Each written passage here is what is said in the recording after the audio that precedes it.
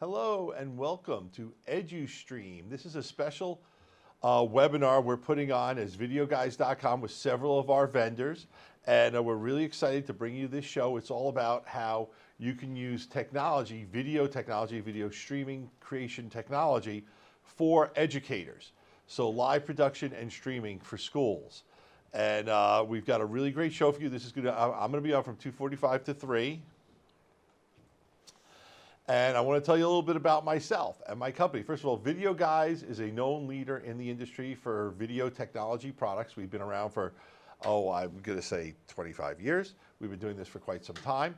And we're really excited about what's happened in the world of live streaming over the last couple of years. Now, we had already started doing our live show and our streams a couple of years ago. And we were also working with how it could be used in schools and education. But what happened this past year under the pandemic was really live streaming, remote learning, remote instruction.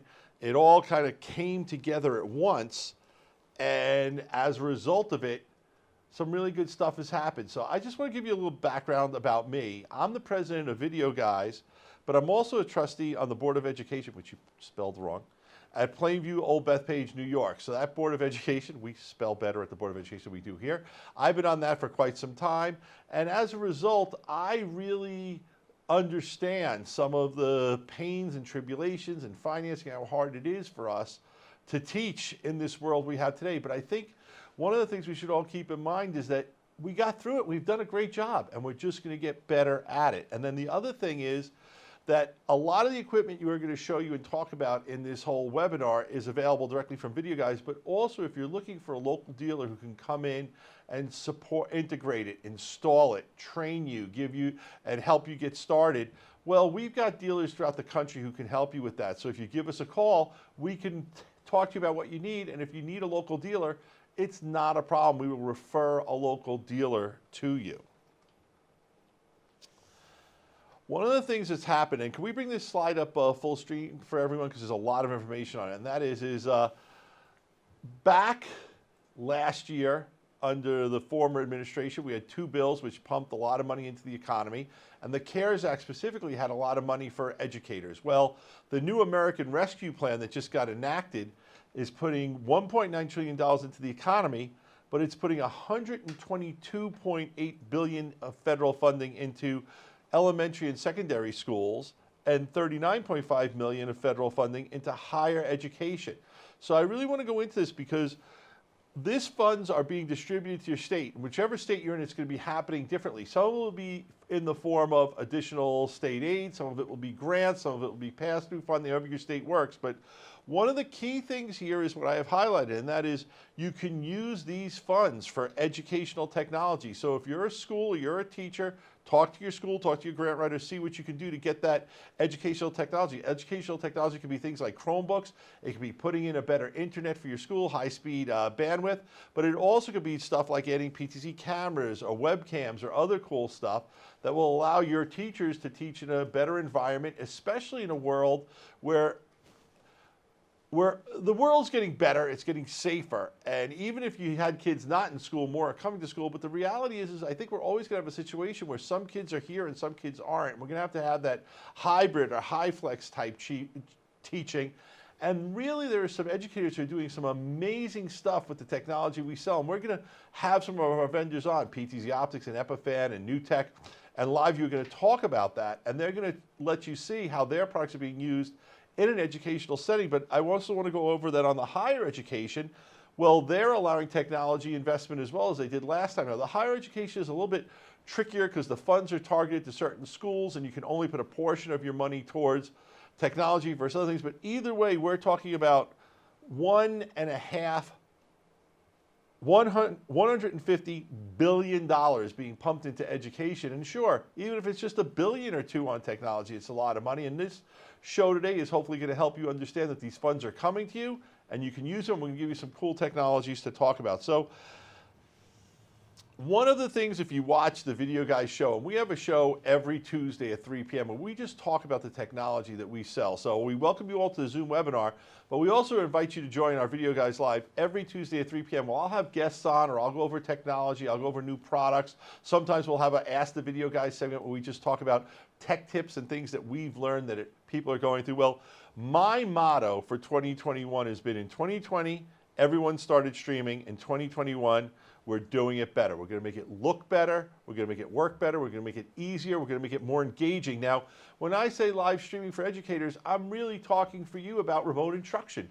Because when you're live in a classroom, whether there's kids in it or not, and you're talking to kids who are at home, that's live streaming. So what we're talking about is technologies out there that's going to make it easier, look better, and most importantly, work better, so that for you as the educator, there's less worry about how it's working. For the kids, if it looks better, it's going to be more engaging. And if it's easier, well, that's just great for everyone. So we know that live streaming made social distancing work, and in 2021, we're just going to make it that much better. So I just want to thank all the teachers who got through this school year. We're not done with it yet. You've done a great job. Keep doing it. You are our heroes. We know all the work you've done. And hopefully what you're going to learn about in today's webinar will help you with what you're going to budget and look for to add, or maybe over the summer or the end of this year. So when September comes, you can hit the ground running and have, even if we go back to 100% full instruction, and all kids are in classrooms and we don't need remote instruction, that doesn't mean we can't integrate technology into making our teaching better. Not to substitute for a teacher, but using technology, bringing in video, using video, linking up with other classrooms, maybe on other parts of the world or other parts of the country, or even in other parts of your district, to collaborate on projects, to collaborate on learning, or have little academic competitions between each other. There's so many ways that you can use technology to help engage your students. And we've learned a lot from what's happened over the past school year. Let's take that forward and make things even better next year.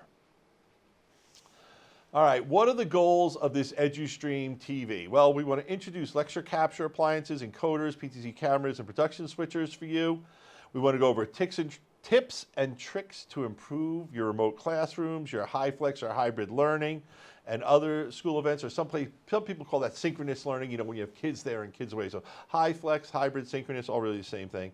And we also want to look at some bundle solutions where we help you put together products from different vendors all together to create a complete solution that can really let you take things to the next level. So we think you're going to find this show really informative. We're really excited about it, and we thank you all for joining in. I think we have about 50 participants so far, and let's see how many we get by the end of the day. All right, so once again, we have these webinars going on from 2:45 to 6 p.m. And I think we have a little video clip we're going to roll now, right, Adam? Yeah, we're going to roll a little video clip just about Video Guys and some of the stuff that we've done and some of the shows we've had. As a little teaser about who we are, to enforce a little bit how we've been working on helping educators use technology to do remote learning better. Well, there's no better content than the lessons that you as a teacher are trying to teach to your students. And we just want you to be able to deliver that content in a more engaging way. You're going to want to watch this show, because we're going to really talk about back to school, about tools that we sell that are affordable, that your school can use to do remote learning, to help the teacher in the classroom who has to deal with kids who are not in the classroom. It's more than just Zoom. It's more than Google Meets. There's so many great ways to add great video production quality, and the way we bring in the graphics and the stuff we do on our show, you as a teacher can do stuff like that too. You as an educator, as a college, can be doing stuff like that, where the professor can be standing and showing his presentation at the same time, where you can bring in a guest remotely, or perhaps on the screen that's over my shoulder, or the kids in the classroom being in the Zoom that's coming in. There's so many things you can do. We're going to talk about our products. We're going to talk about that show, all focusing on education. Next week, we're going to concentrate on remote learning solutions for technology directors, deans, superintendents, and administrative leaders. This is really for those people who are in charge of rolling out technology in schools. And if you were a teacher and you found this week's show to be engaging, you may want to watch it too, because we're going to go into some of the higher end stuff that are used for presentation and production systems. And that's kind of cool too, especially if you're going to be doing video production in your school. Maybe you're the video tech teacher as opposed to being a teacher in general. But the following show is, we're going to do an Ask the Video Guys just back to school questions. These are questions we're getting from teachers, from educators, about things that they can do to make their remote learning better, to bring a better experience to their students, to make more engaging lessons, and to be able to do stuff that's more exciting for the kids. And I just want to say to all the teachers and educators out there, thank you from the bottom of my heart. And so this was Gary from Video Guys. Peace.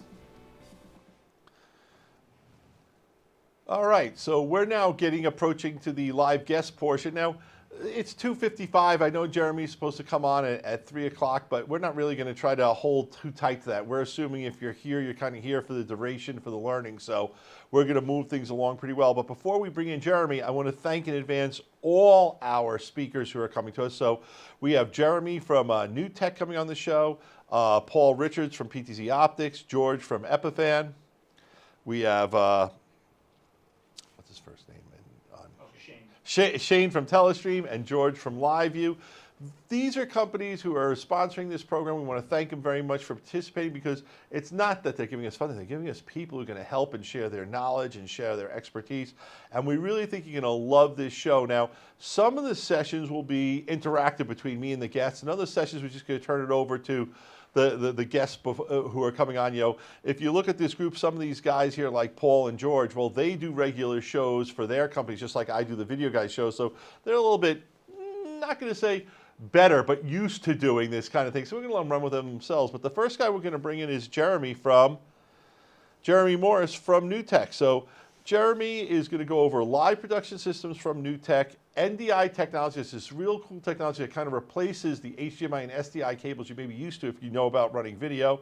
He's going to talk about affordable production tools for the classroom, and we're going to talk about PTZ cameras and converters that help you get a whole workflow going. So if we're ready to do it and he's ready, I say let's bring Jeremy onto the show.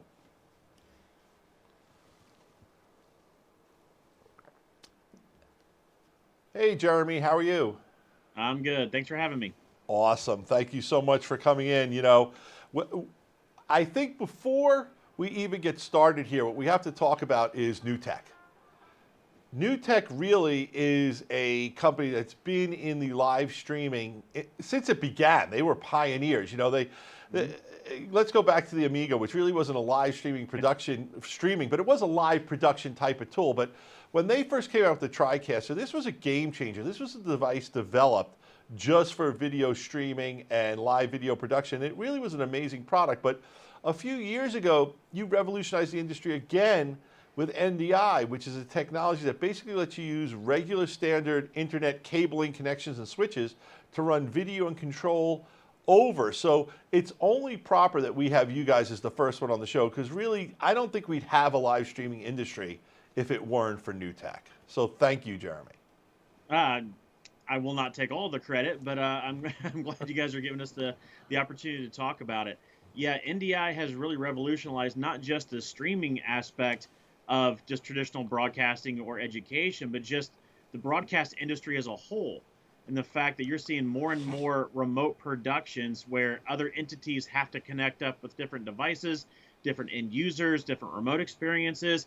I mean, if you think of everything from sports production to traditional broadcast, look at the Emmys and other types of things where your people are coming in remotely from all over the world. NDI really has brought all that technology to the forefront, and the capabilities, and especially in the time of COVID and everyone being sequestered, locked down, or wherever, you can't get to certain areas, you can't travel too much. NDI has allowed for a lot of other people to then still collaborate, still bring in content, be able to share it, and then still mix a show and be able to send it back out to the rest of the world. Now let's talk about specifically for education where NewTek products come in. Now, as you can see on the chart that we have up between us, you've got the stuff that everyone knows about that's real easy, like campus news, doing sporting events and theater productions, but there's some other levels of stuff that people are using now, especially in the pandemic. So if you could talk about how people are using live streaming and NewTek products for community engagement, meetings and events, and distance learning. Yeah, especially with the remote aspect and the capabilities. We've had Skype TX built into our platform for a few years now. And for those that don't fully understand the difference, Skype TX was designed several years ago by Microsoft for the broadcast world only, because it's a one-on-one communication channel. It's not a traditional meeting room where you've got several people involved in one type of Skype room. So that having that Skype TX, we were able to leverage that for the remote, especially in distance learning, where you've got teachers or instructors or even members of a classroom that can't be on site or on campus together, but we can utilize that Skype TX backbone and still bring in guest speakers. And it's in full broadcast quality video and audio, so you're kind of ahead of the curve already from a standard traditional VMR or virtual meeting room like Zoom or Teams or GoToMeeting, WebEx, BlueJeans. You know, there's 1,000 of them out there. Those are all conjoined. Everybo's in one room together. And Jeremy, I just want to interrupt for a second. I think today's show is a perfect example of that, because we produce our show on a TriCaster. So our guys are mixing on the TriCaster. You're coming in Skype TX, and it's as if me and you are in the same room, yet we're bringing this whole production to a Zoom webinar of where our guests are in the Zoom room. So we're really combining all this together. And I hope as educators, you start to see how this could be really cool. Let's say I'm a teacher at the high school, and then you've got another teacher maybe in maybe I'm in New York and you're in California, and we're doing a project talking about, you know, geography of our states or something else, where we can actually kind of teach a classroom together and have all the kids participating in a whole nother level of instruction. Yeah, and you're able to actually merge different elements together, especially through the TriCaster production switcher platform. Now with the TriCaster 2 Elite, that has Live Call Connect. So now you're hosting virtual meeting rooms on the box itself, taking the mixed show output and send it back out via NDI to then feed into a Zoom webinar, go into BlueJeans, but you've got your host coming in from Skype. You're now mixing worlds together that haven't been able to talk between each other before. And it's all because the TriCaster is kind of the central point, the central focus of all of that technology. Yeah, we're coming in via Skype. I'm coming in via Skype, but my video that I'm sending you is actually coming off of my TriCaster Mini 4K. So my camera being mixed in front of my green screen as an NDI source for Skype that's being sent to you. So you can kind of see there's so many different layers here. Yeah. And that's what's cool about us with the sales engineers. We can walk you through those demos and show you exactly what parts and pieces to be able to pull this off. In fact, Jeremy, I want to put you on the spot, but if we take you full screen, can you give us a little tour of your studio?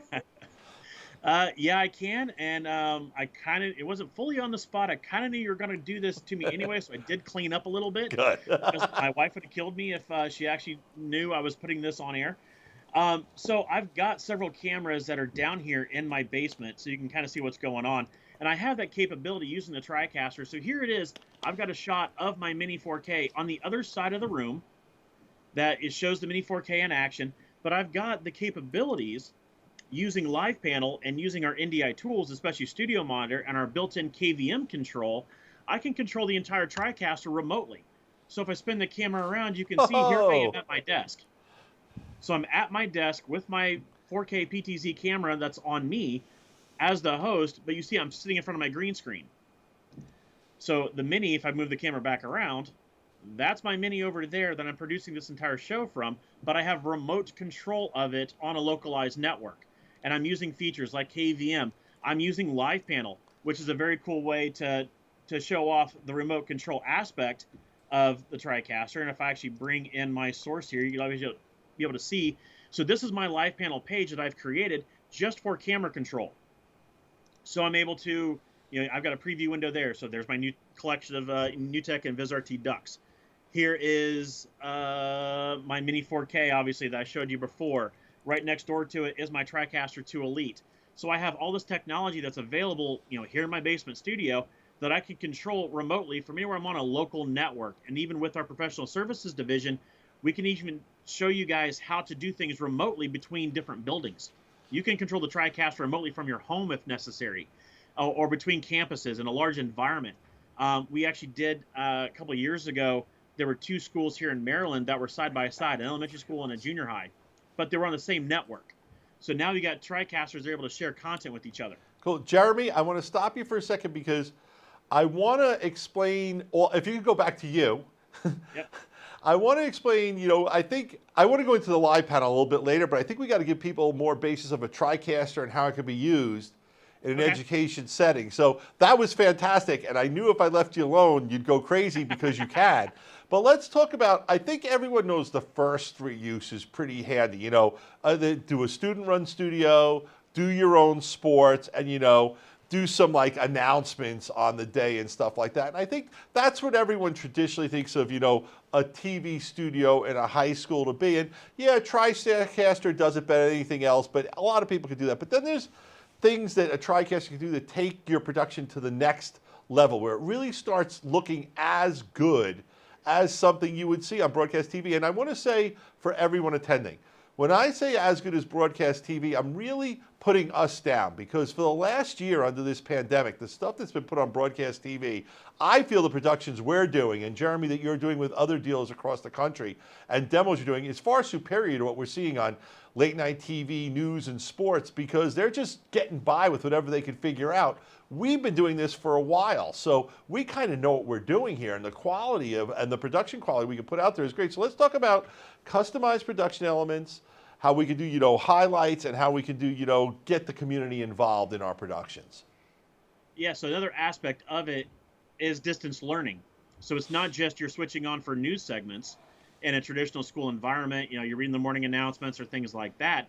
We've actually seen, especially in the higher education market, the capabilities from distance learning, where you might have a hybrid environment of some people in a traditional classroom, but other attendees are attending remotely. Well, the TriCaster is now sitting in the middle of that, handling traditional room instruction, bringing in either the students or guest lecturers or things like that through the remote aspect of it, but then sending that information back out to traditional campus networks through, you know, Blackboard, I think, and a few other traditional VOD environments. All that content is being produced in it at the TriCaster level. So now you have a different use case that hasn't really been done before, for the most part in higher ed, with a traditional broadcast production switcher. Yep. So now we got that hybrid environment. And you mentioned, you know, stuff that goes on traditional broadcasting. Through the pandemic, guess what? A lot of these entities are actually using our gear for on-air stuff that they hadn't done in the past, just because of the flexibility and the capabilities. So when you talk about the traditional way of doing video production, all that's kind of gone out the window. Everyone's looking for the new way. What can be done that we haven't thought of before? How can we handle things? Graphic content. We've got a great working relationship with Adobe, especially in the classroom environment. If you're having a graphic instruction element to your overall, you know, school curriculum, now we can take that and then bring that back into the video production side. So we have ways of offloading different jobs that in old days with a TriCaster, usually it's a one-man band, because that's kind of how the system was designed originally. But with the capabilities of live panel, with live graphics, with several other parts of the TriCaster, we can farm off different responsibilities, not only in the same room, but remotely. Your graphics department could be in a separate building across campus. It could be at home, but I can bring those feeds in live for production. So for educators, that means they can involve more kids in the actual production, more hands-on time, more participation, more real-world learning, as opposed to just watching other people do it. Right, and the same on the other side, not just graphics, but also content creation.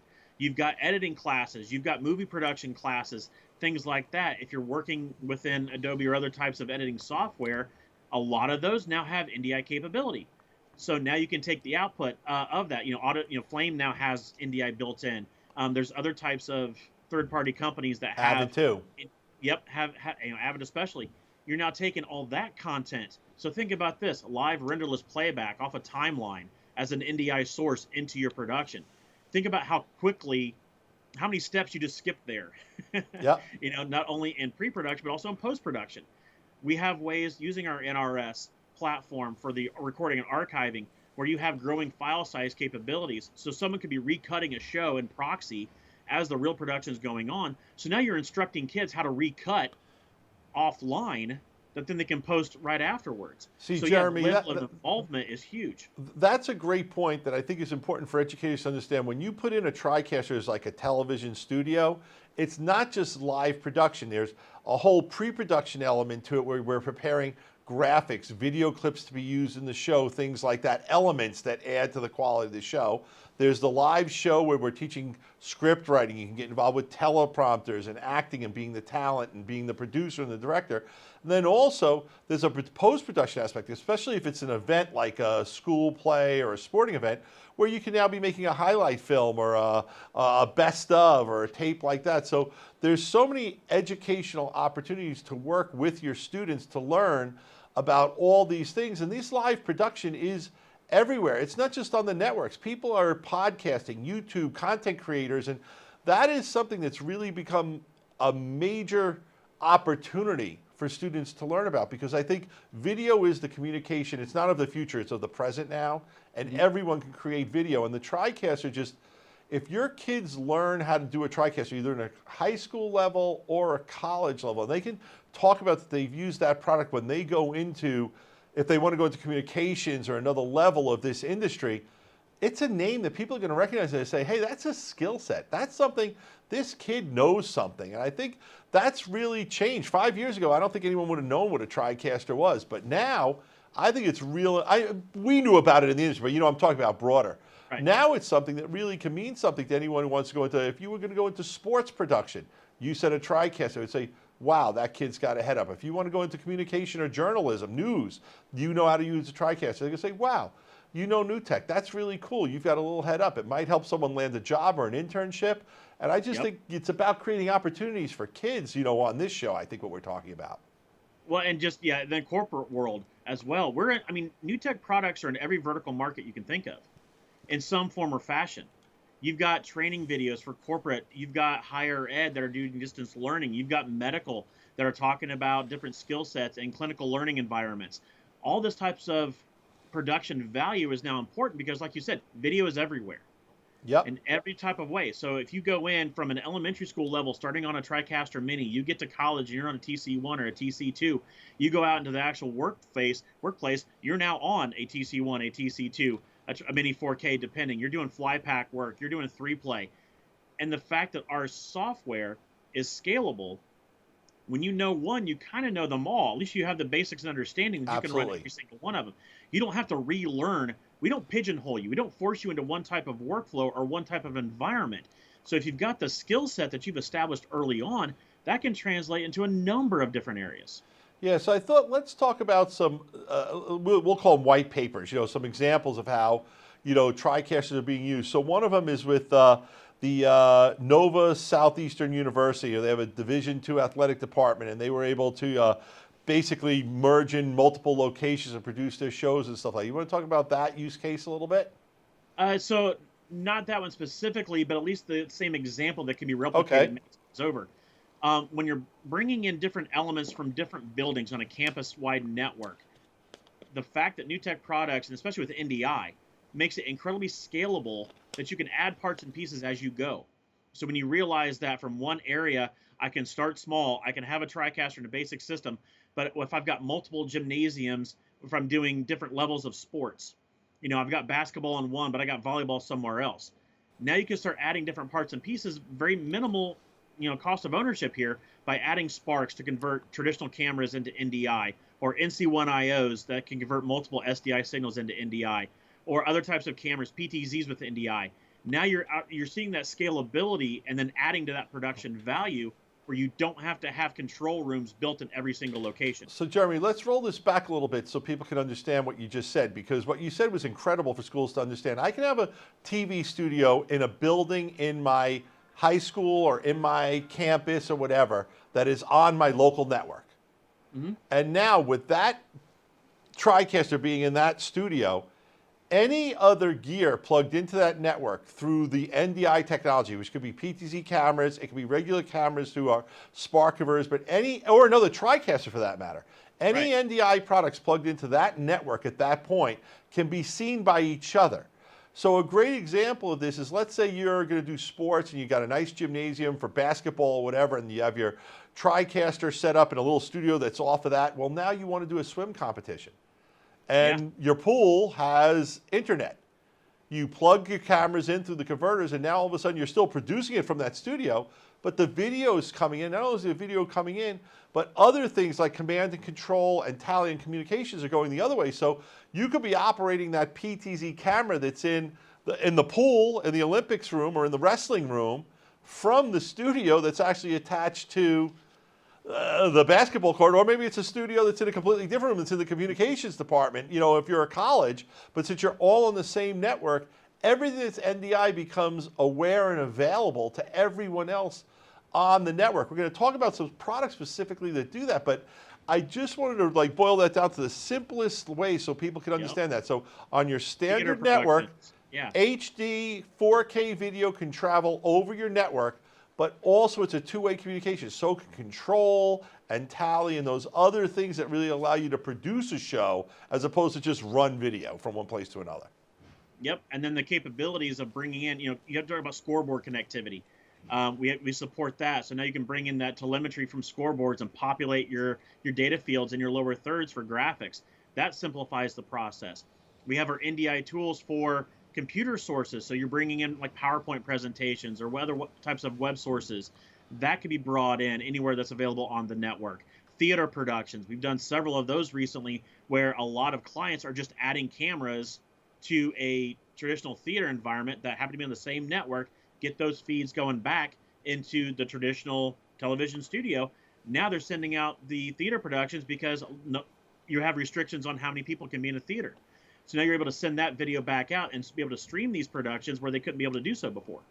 It's also so great for producing sports. We talked about higher education, but we have a ton of high schools throughout the country. I mean, hundreds, maybe thousands, using TriCasters to do their sporting in-house with their students producing, being the camera people, students being there, bringing in the content. And that gives not just a way to do fun, hey, we're producing a sports show, but it allows you to connect with your community, especially when you may not be allowing as many fans as you want into the stands. But even when you are, it lets everyone see the show where they might want to come all the way up to the high school, but they still want to watch it.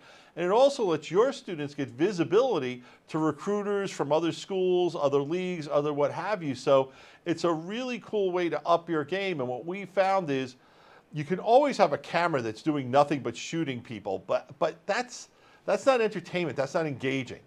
When you add a TriCaster, you can add the lower thirds, even the stuff, look at what we're doing, a bug where we have like that eduStreamTV video guys.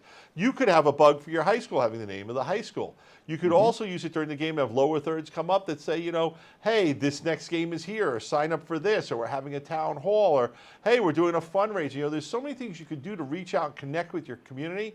And that's the real thing that I want to stress is, when you invest as a high school or a small college in video technology, video production, one of the benefits is you get to connect with your community. You connect better with your students, with your parents, alumni, fundraising, you name it. The more connections you make, I think the better education works, the more involved everyone is. And this is a great way to bring your community into your school. Yeah, there's schools now that have invested into the video scoreboards, where yes, they're showing the scores and everything that's going on, but because you're outputting from a TriCaster, now I can play back, I can sell advertising space during the high school football game, like for timeouts or in between quarters, halftime or whatever. Now I'm adding a revenue stream back into the production value because I can play back that content off the DDRs inside the TriCaster.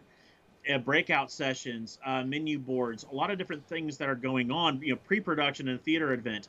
There was one that was running that. So they're running like the ads before the theater production would start, playing that content back off the DDR. They were live streaming it, but they had like a pre-show that they were able to show off. So that was being done, and that had very well reviewed.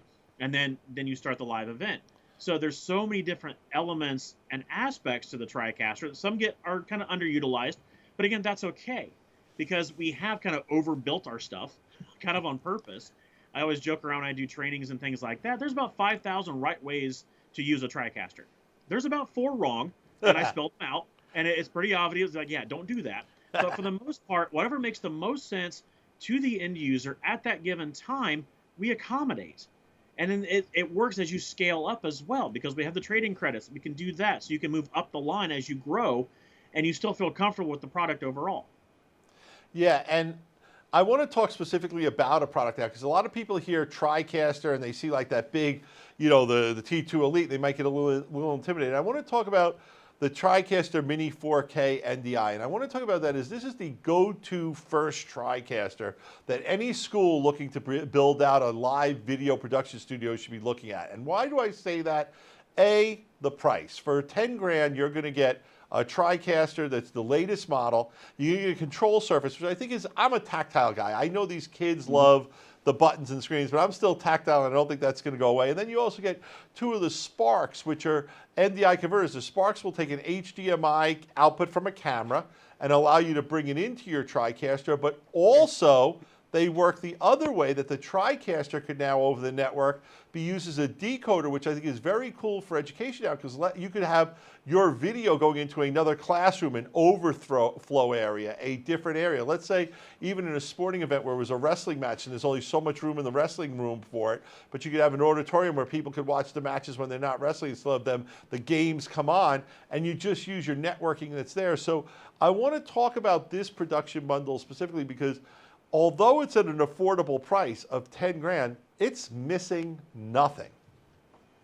Yeah, this is you talk about bang for your buck. I mean, I'm a big fan of the Mini 4K. I mean, I'm using it right now to produce my video to send to you guys. Do you want to show it to us again while you're talking? Yeah, sure thing. So let's actually switch the camera shot, because that's actually my TC2. Let me move this over. Yeah, so this is the Mini 4K and that control surface. Yep. So you see there, my tchotchke stuff. All of our stuff ships with keyboard and mouse. No matter what, that's just the way it operates. We have keyboard and mouse. But the Mini control surface is also a great way to get used to the muscle memory on how to actually switch a live production show. I'm old school TD. I do it freelance. I've been, switching on to everything for as long as I can remember.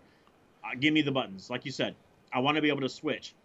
So this, especially in a training environment, school environment, students need to learn how to actually do this the right way, have the fundamentals, know what's on preview, know how to get that on the program, have the T-bar there. Yes, you're going to fire the Death Star and people get used to that, but it's still the same idea of traditional video production switching. Awesome. Let's bring you back on while you keep talking about. Let's bring you back on if you could switch back to you, because we've only got a few minutes left. So one of the things I want to talk about that's cool also is you guys now have an application where anyone with an iPhone that's on the network can use that as a camera to come into the show also. How cool is that? And that's what I'm doing right now. So this is my iPhone 11 that's sitting over here on the side. It's dedicated 5G Wi-Fi. I do want to stress on that. Because again, Wi-Fi, it's 100% reliable 30% of the time. Keep that in mind with your productions. But it's a great way to add additional cameras rather than having to just spend a whole lot of money. Yes, I'd love to sell you all kinds of cameras all day long, but when kids have these in their back pocket, it's a great way to add, especially in a high or a low profile event, something on a music stand in think about a band concert. Yep. You put an iPhone on a music stand, now you get that close-up shot of the saxophone section or something like that you're not going to get by having traditional cameras running around the building. So it's a great way to add additional camera feeds, and also the capture app as well, because we have the camera app and then the capture app. The capture app is really cool because now whatever you're doing on the iDevice, and it doesn't matter if we have it for Android and for iPhone now, that's a training tool. When you've got classes on app development, because they're out there, I've got friends that have their kids and doing something like that. Now you can actually train people on what you're actually doing on the phone and send that as a stream going back out to the TriCaster for production as well. Awesome. The clock's running down, so we wanted to talk about the PTZ cameras that you guys have from NewTek. You have two cameras. You have the PTZ2, which is your HD camera, and it's fully NDI that we talked about. And then you also have the PTZ UHD, which is the 4K camera for $4,000. Talk about that 4K camera a little bit, because I'm a big proponent of saying that, not anyone's really doing 4K yet, but we all have 4K monitors. 4K's coming, and I think if you're thinking about a long-term investment, it might be, depending on what you're going to do, especially if it's sports, 4K may be for you, even if you're a school, right? Yeah, so the 4K camera, that's what's on me right now. So that's what I'm using for most of my demos is my 4K camera, and that's going in over NDI. So I don't have any baseband video connectors anywhere in my studio except for one camera that's over on the corner that's going to a Spark. But other than that, yeah, you're getting 4K out. So think about signal acquisition. You're starting with the best quality to start with. And yeah, face it, you're going to watch most streams on your iPhone or on a computer. So we can down convert on the back side. But again, on the front side, the signal acquisition, you have the best quality image to start with. We also have cool pan and scan features in 4K, where you have a large region of interest. Now you can move around the screen to get a better high quality image that you're not going to get without having a camera involved. So the 4K is a great way to start, and PoE. And now let's talk a little bit about the family of converters. Now these are converters that'll let you take a standard baseband signal, be a SDI or HDMI, and convert it into NDI or vice versa. So why don't you run through that lineup a little bit? So yeah, so our the 4K IO, the HDMI version, this is what comes with the Sparks, or sorry, it comes with the Mini 4K to start with. Input or output, encode or decode. It's not simultaneous, it's either or, but you're converting it into NDI. You're getting it onto the network. These are PoE devices. So now you just have to have one, Cat6 cable or whatever coming off a PoE switch. Now you can put these wherever you want to. They've got tally. There's even an analog audio connector on it, so you can embed or de-embed audio. So if you were coming off a camera that has it, or in-room audio, or a shotgun mic, or whatever, or headphone jack output, you can have that capability. And then we just announced our 12G Spark, so that has the 12G BNCs on it, so now you can ingest 4K content to a Spark from a regular camera, flip that into NDI, and get that back on the network, back to the TriCaster. Cool. And now this next slide, we're just going over all the different ways how NDI lets ins and outs connect and everything. Now, you can still use standard HDMI and SDI stuff, but you also get this connectivity, which is super cool. We're very excited to have it on the show. We also want to stress that for this show, we stressed the Mini 4K because we felt for under 10 grand, we want to show people what was available. But if you've got a studio looking to upgrade, the T1, the TriCaster TC1 and the 2E are both available, and we can get you hooked up with a local dealer who can help you learn more about that, get it installed, and upgrade your system. Jeremy, I want to thank you so much. I want to remind people that we have NewTek affiliate dealers throughout the country who can call you in. I told you we'd have a problem staying under 30 minutes. You thought we'd be able to talk at 15 minutes of dead silence, but once you get going, it's a great show. So thank you for being on the show, and we're going to see you later when you're going to come back on for the roundup at the end at 5:30, so the roundup. So thank you so much for coming on to the show, and I believe before we let you go, we have a question from the audience. Sure. And just a quick one, Gary. The question is, do heavily trafficked networks affect NDI performance? Great question. Do heavily trafficked networks affect NDI performance? That is an IT educator right there. Yes.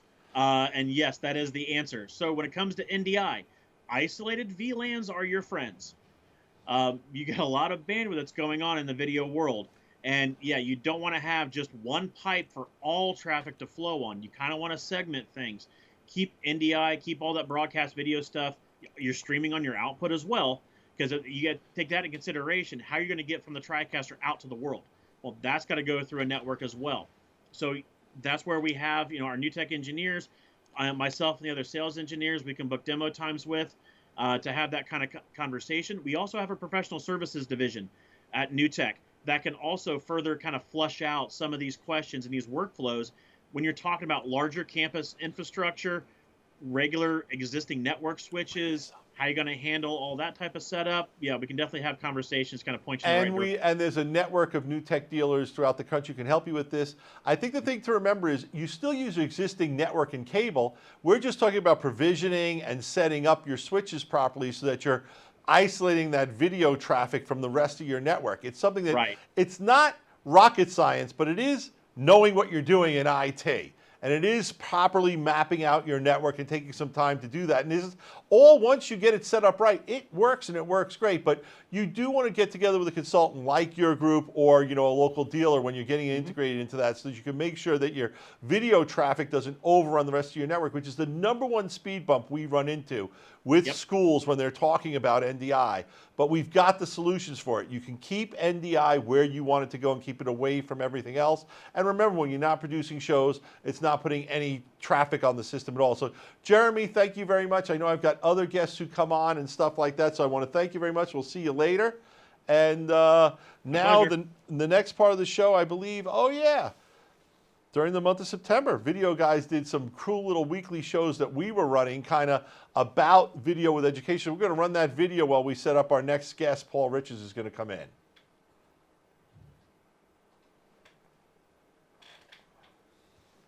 Didn't think Well, there's no better content than the lessons that you as a teacher are trying to teach to your students. And we just want you to be able to deliver that content in a more engaging way. You're going to want to watch this show because we're going to really talk about back to school, about tools that we sell that are affordable that your school can use to do remote learning, to help the teacher in the classroom who has to deal with kids who are not in the classroom. It's more than just Zoom, it's more than Google Meets. There's so many great ways to add great video production quality, and the way we bring in the graphics and the stuff we do on our show, you as a teacher can do stuff like that too. You as an educator, as a college, can be doing stuff like that, where the professor can be standing and showing his presentation at the same time, where you can bring in a guest remotely, or perhaps on the screen that's over my shoulder, or the kids in the classroom being in the Zoom that's coming in. There's so many things you can do. We're going to talk about our products. We're going to talk about that show, all focusing on education. Next week, we're going to concentrate on remote learning solutions for technology directors, deans, superintendents, and administrative leaders. This is really for those people who are in charge of rolling out technology in schools. And if you were a teacher and you found this week's show to be engaging, you may want to watch it too, because we're going to go into some of the higher end stuff that are used for presentation and production systems. And that's kind of cool too, especially if you're going to be doing video production in your school. Maybe you're the video tech teacher as opposed to being a teacher in general. But the following show is we're going to do an Ask the Video Guys just back to school questions. These are questions we're getting from teachers, from educators about things that they can do to make their remote learning better, to bring a better experience to their students, to make more engaging lessons, and to be able to do stuff that's more exciting for the kids. And I just want to say to all the teachers and educators out there, thank you from the bottom of my heart. And so this was Gary from Video Guys. Peace. All right.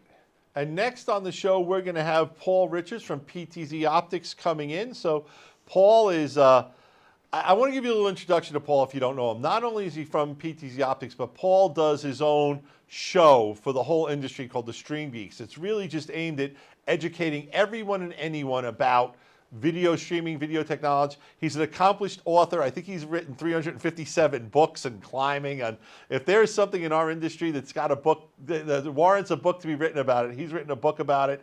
But also, I think one of the things that I love about Paul more than anything else is he's one of the visionaries of our industry who's really seeing where things are going. And I'm going to give you the best example of all of the vision of Paul was the one that got away from me, and that is 4 or 5 years ago, Paul was telling me about this little startup company that thought it was really cool that I should get involved in and start selling their stuff called Zoom. And we wouldn't have gotten through this pandemic if it weren't for folks like Zoom making their technology available for teachers and educators to use. So Paul, welcome to the show with that introduction. I also want to let people know that Paul is a seasoned pro at this. So what we're going to do is we're going to talk to him for a few moments. Then I'm going to turn the whole show over to him and I'll pick him up at the end of the show. So Paul, how you doing today? Welcome to eduStream. Hi, Gary. Thanks for having me. It's a pleasure to be here. Cool. Now, one of the things that I want to talk about is what you see right here on this table, boys and girls, is a webcam and a PTZOptics camera. So why am I bringing that up, Paul? Well, first of all, someone today is going to win a PTZOptics USB camera. This is our 12X camera, but it also includes a webcam. And that's our current promotion this month. Every PTZ camera also includes a webcam, which is great for a lot of classrooms where we can upgrade both the PTZ camera in the classroom, but also the webcam that teachers are using on their laptops. So if the promotion is buy a PTZ camera, get a free webcam, if we're going to give someone a PTZ camera, we got to give them a free webcam too. And for educators, that's really great because I love this webcam because not only will I use it on a laptop this way, but you can use it in so many ways with the cord to have a camera. It's a great low-cost way to get yourself out from, staring at the Chromebook if you're a teacher. That's all the resources you've been given by your school at this point. Yeah, we've had a great response to this promotion, and both of these cameras are natively integrated into Zoom for the remote PTZ camera control and Zoom room control apps that so many educators are using. So I'm excited to be able to show some of these details. So, Paul, you're going to keep everyone engaged for the next 25 minutes? I will. We're going to have live demos. I've got a great presentation. So thank you for being here, everybody. And I will answer questions the whole time. Cool. And I'm throwing it over to Paul. Thank you, folks. I'll be back at just before 4 o'clock, top of the hour, to introduce our next guest. Paul, take it away. All right. Hi, everybody. thank you for joining today.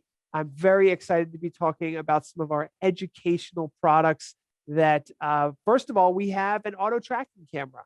So I'll be going kind of back and forth between a live demonstration, and I will be showing some of these cameras live. So I'll turn off my, one thing I just realized, I have to turn off this blurry background, blur my background filter on Zoom, because that will not allow me to show some of these live demonstrations that I'd like to do today.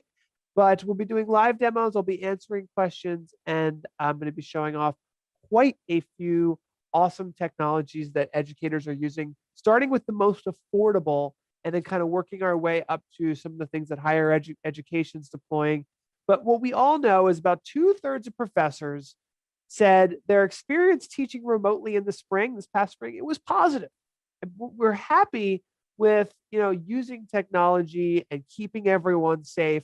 And it's nice to hear that 2/3 are not only saying it's positive, this comes from the Chronicle, so this is more of a higher ed study, but nearly 3/4 of the teachers are also saying that they're going to be teaching, almost entirely remotely in this upcoming fall. So it's been a huge push. And what have people been using? Well, conference cameras, auto tracking cameras, Zoom licenses, touch screens, smartphones, anything we could get, right? Every educator knows that. And then we'll talk about some of the lecture capture solutions that are out there and how to maybe do a little bit better job and make things a little bit smoother with the technology that's available today. So I'll focus on classroom cameras. There's still many, many classrooms available today that still need something more than a webcam in order to appropriately give students a good view into the classroom. And so we'll be showing some of those options today. And the first one is the super affordable setup from HuddleCamHD. And this is the HuddleCamHD 3X. And this camera starts at just $399.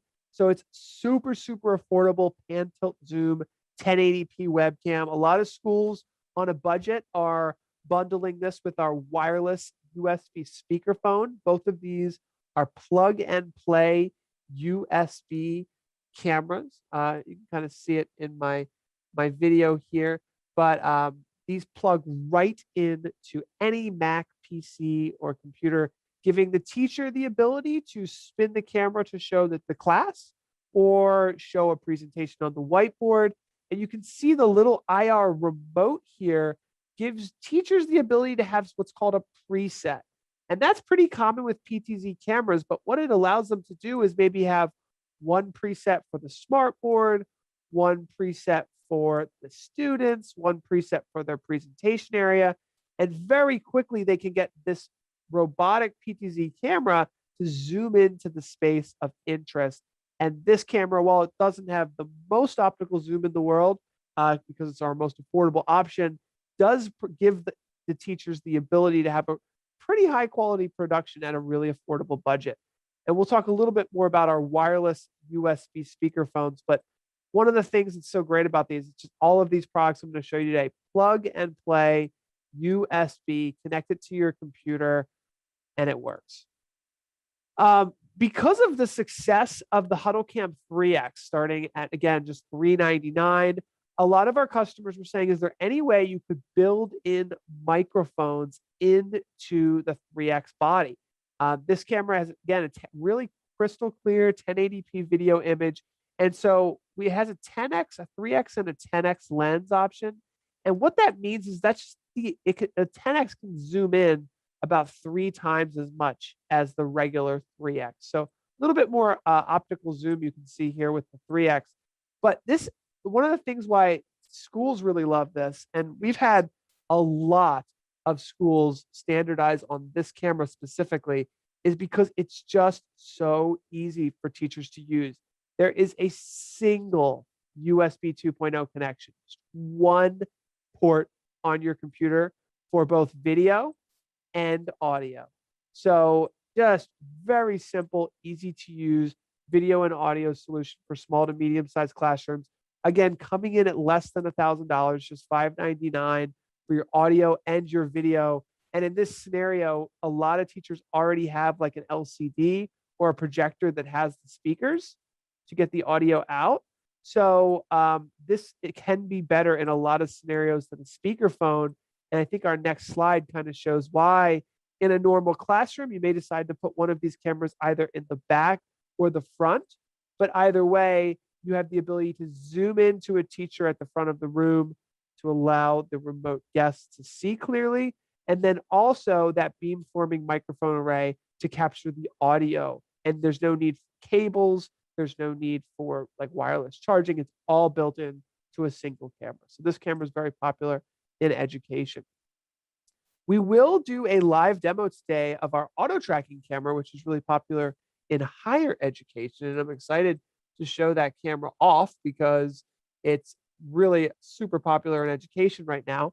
But before we go into that, I wanted to show our webcams. So webcams are super important these days, whether teachers are doing presentations in person or they're doing them from home, which a lot of times we have to be prepared to present from home.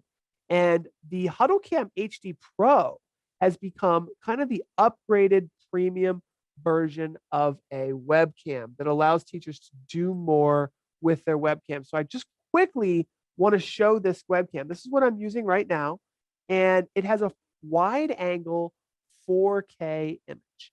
So with this, why would you want a 4K camera for Zoom when Zoom only really works like 720p most of the time?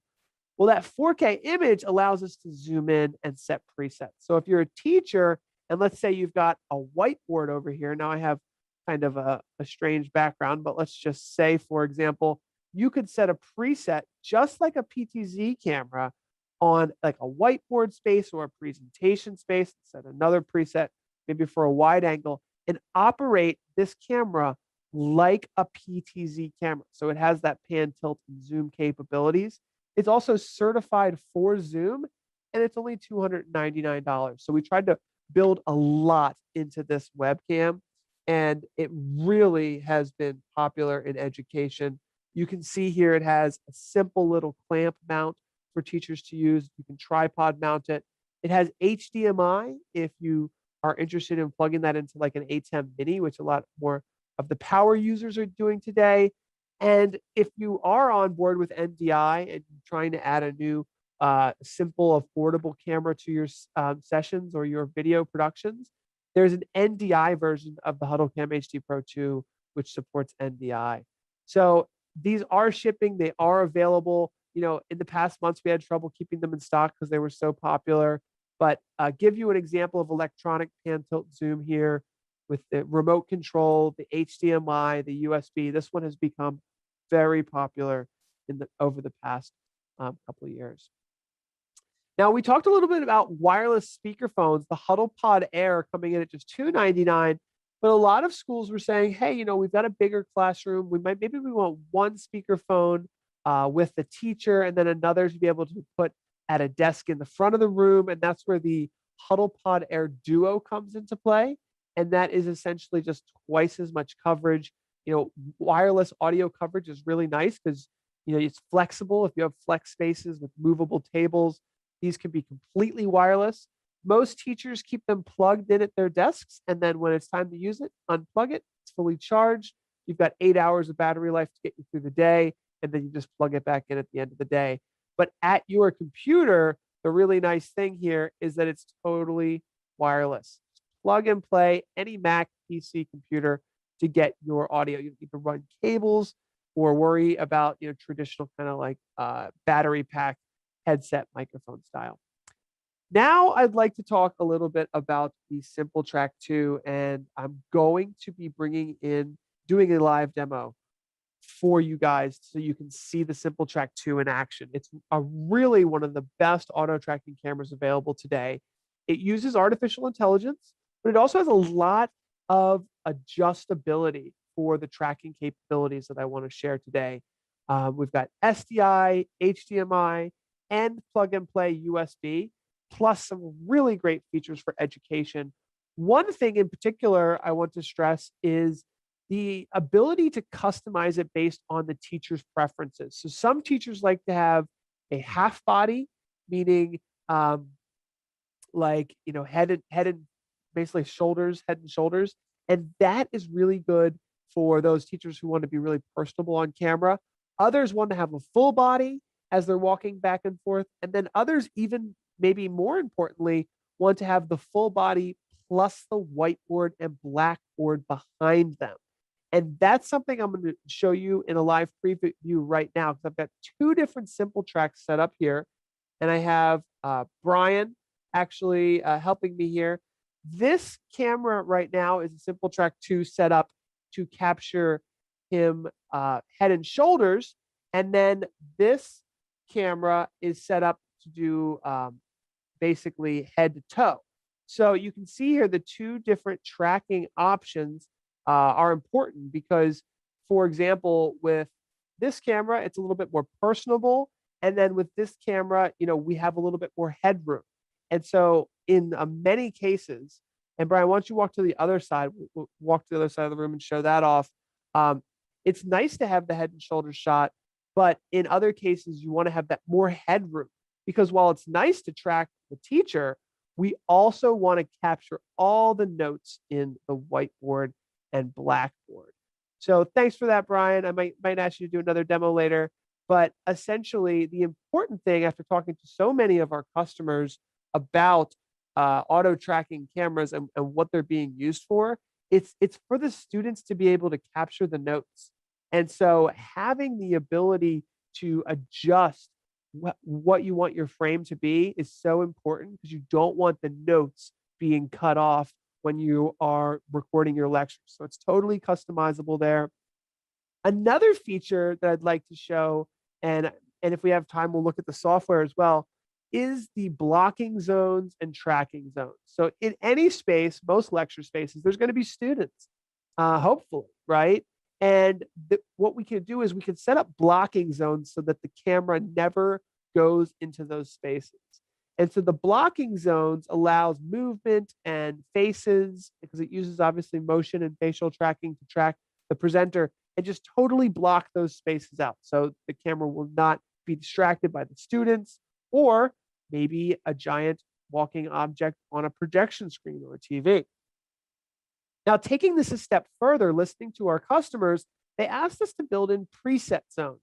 And what this does is when a professor or a lecturer walks in front of one of these preset zones, we can actually stop the camera and move it to a specific frame. So if a teacher is going in front of a lecture podium there in preset zone 3, we can just completely stop the camera's movement for just a little bit, have it zoom into here, and then when they leave that space, pick up auto tracking again. So if you have a custom space, it's really nice to be able to have like 2 or 3 different known locations where you can actually stop tracking and go back and forth between the tracking options. The other thing that we can do, and I know I'm going to get a little technical here, but we can actually, when somebody enters one of these zones, we can actually send a command to an Extron or a Crestron control system, even something like vMix or OBS or the TriCaster. So it's a really cool feature called preset zones that we can teach you a little bit more about, answer some questions about. But a prime example of it, if a teacher walks in front of a document camera area, well, maybe we want to trigger the TriCaster or the Epiphan Pearl to go full screen with the document camera. So it's touchless, right? No need for a touch screen or a control system. It's automated based on the movements of the teacher. The management software for the Simple Track is really powerful. We have customers managing hundreds of Simple Track 2 cameras on their local area network. It's very low bandwidth, but you can get HD video. You can record HD video from any classroom over the network or directly onto the hard drive of the camera. You can set up all the configurations for the camera, including those tracking zones and blocking zones, because every room is a little different. It's really incredible how well you could optimize these cameras. There's a 4K high resolution reference camera in there, so you can look at a wide field of view of the reference camera or the zoomed in view.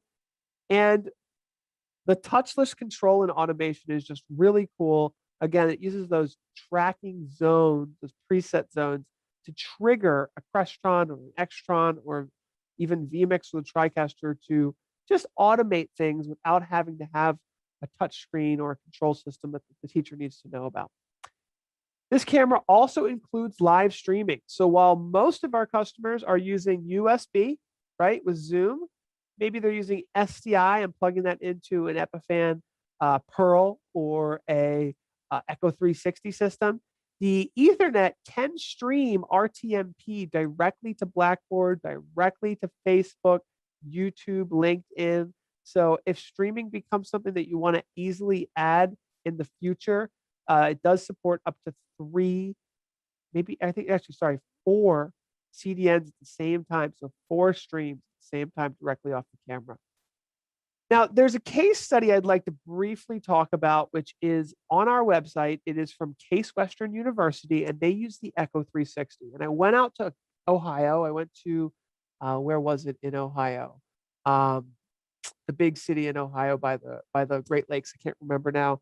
And it was incredible how they said they've automated lecture capture to the point where they don't need to really do anything anymore. And it's like, well, how did you do this? Well, the Simple Track 2s reduced the need for a camera operator, and they were actually managing student camera operators who they were paying hourly to operate the cameras in their lecture halls.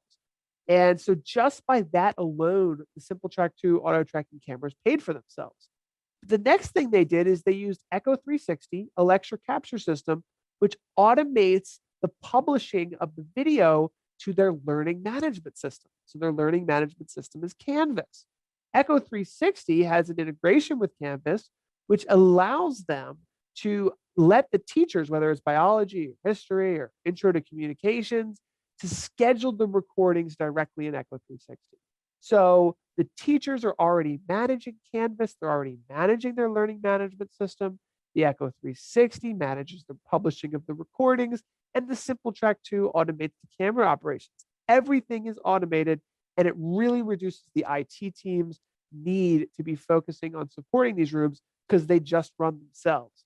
So that's a really great solution. The Epiphan Pearls I wanted to mention have a great integration with Kaltura and Panopto. So again, you can get these similar levels of automation for your lecture captures by using an auto tracking camera with a lecture capture system that can automate the video publishing. In this scenario, we're showing a wireless audio system, which can go into the PTZOptics cameras. But I'll be honest, most people will run the audio systems directly into their lecture capture systems.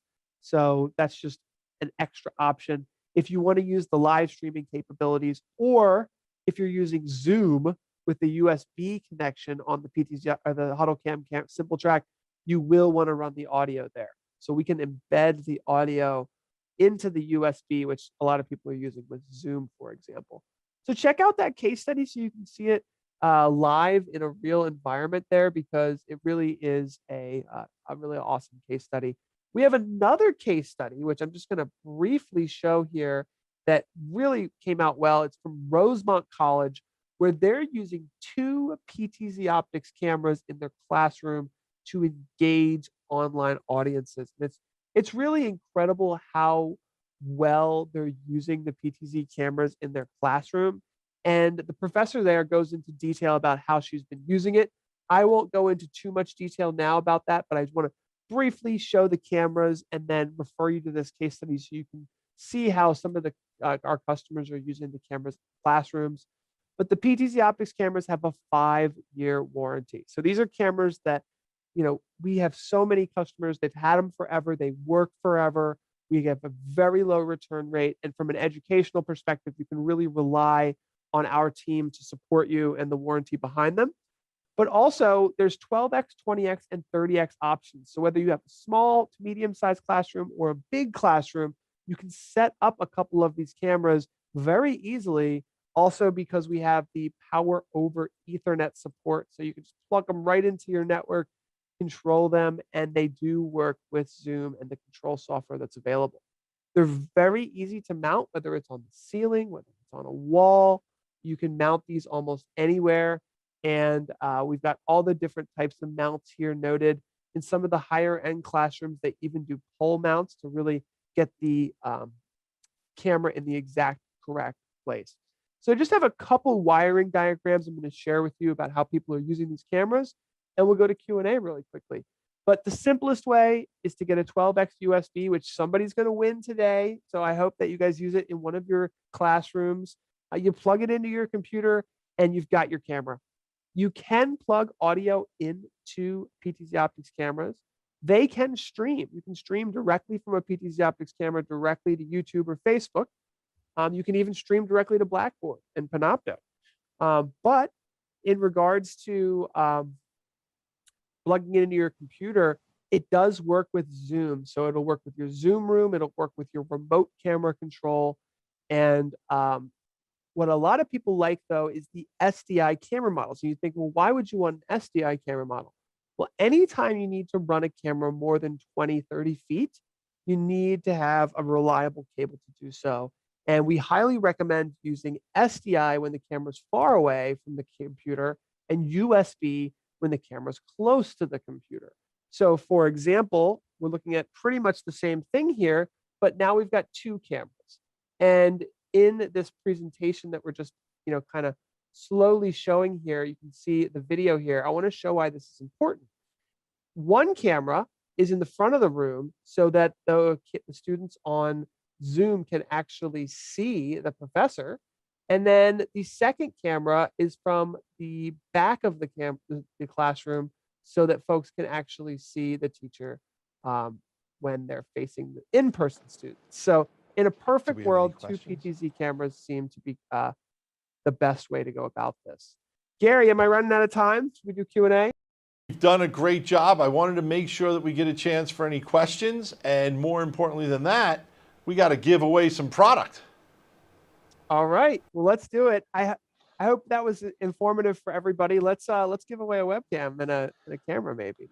Great. So I have been informed that Daniel from Canisius University in New York, you are the proud winner of a PTZOptics USB PTZ camera and a webcam. Great job. We hope that helps you with your school, with your teaching, with whatever you're going to use it for. Great stuff. And we want to thank you very much. Now, do we have any questions for Paul from the audience?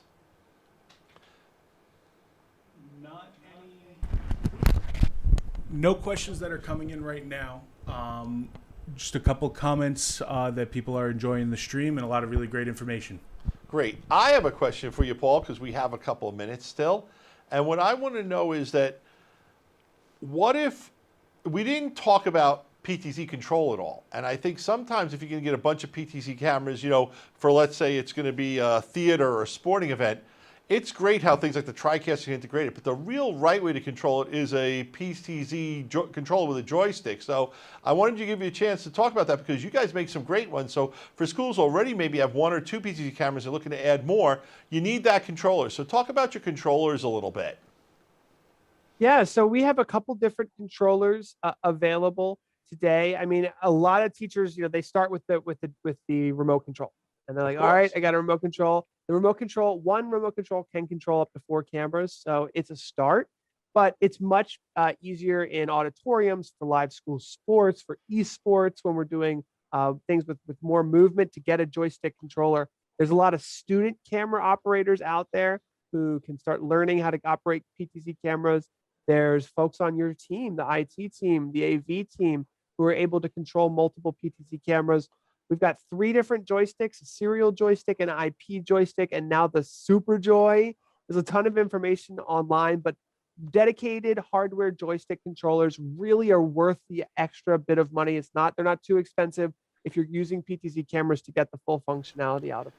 Awesome. Paul, thank you so much. Thank you for sponsoring with the giveaway. That was really great of you guys. Paul's going to be back for the roundtable later, and we are going to have another giveaway later in the show, Wirecast Pro. So now let's bring on our next guest from Epiphan, George Herbert. Now, Epiphan Solutions for Educational Institutions, what's really cool is, we talked about the cameras with Paul Richards for PTZOptics, but you need something to plug them into. And what you guys have done in Epiphan that I think is really great for educators is you have a line of what I'm going to call set it and forget it products. And that is, you set it up and the teacher doesn't have to know a darn thing about what's going on. All they have to do is teach like they normally would. You have the Pearl, the full Pearl, the Pearl 2, you have the Pearl Mini, and you have the Pearl Nano. It's a full product line. I love how this stuff integrates with PTZ cameras and other stuff, but what I really like about it that I wanted to talk about, I know you're going to talk about it a lot on your show, is how it can integrate with things like Panopto and Kaltura and other management systems, or even Crestron, so that the central IT department can deploy 20, 30, hundreds of these throughout a university system, let's say, and have control for all of them. So thank you so much for coming on the show. I think what we're really going to focus on, I think you said, was hybrid learning solutions. And by that you mean what you're basically are hybrid, synchronous, HyFlex. What we mean by that is you're teaching a class and there are some kids who are there and some kids who aren't. And that's really, having to be in two places at once, but you can do it through technology, right? Yeah, I mean, that's one element of it for sure. And we'll touch on that a little bit. But actually coming back to what your original point there, Gary, is that here at Epiphan, we have kind of this family of products. And what we've found is certainly in the past year is that there isn't any such thing as a one-size-fits-all scenario anymore. Everyone needs something a little bit different.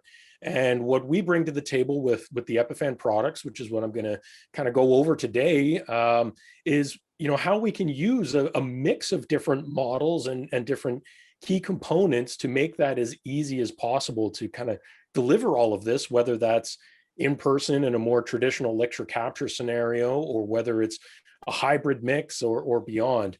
And we, with the time we have, we kind of wanted to focus on the family of products and start there and hopefully have a conversation going forward about it. Awesome. You're up. I'm gonna let you take over the whole show. You can do the screen. You can go full screen.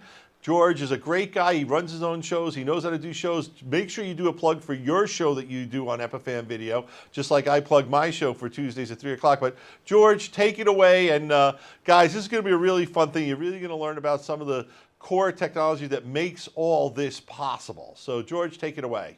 Thanks so much, Gary. Yeah, so welcome everyone. Really appreciate your time today.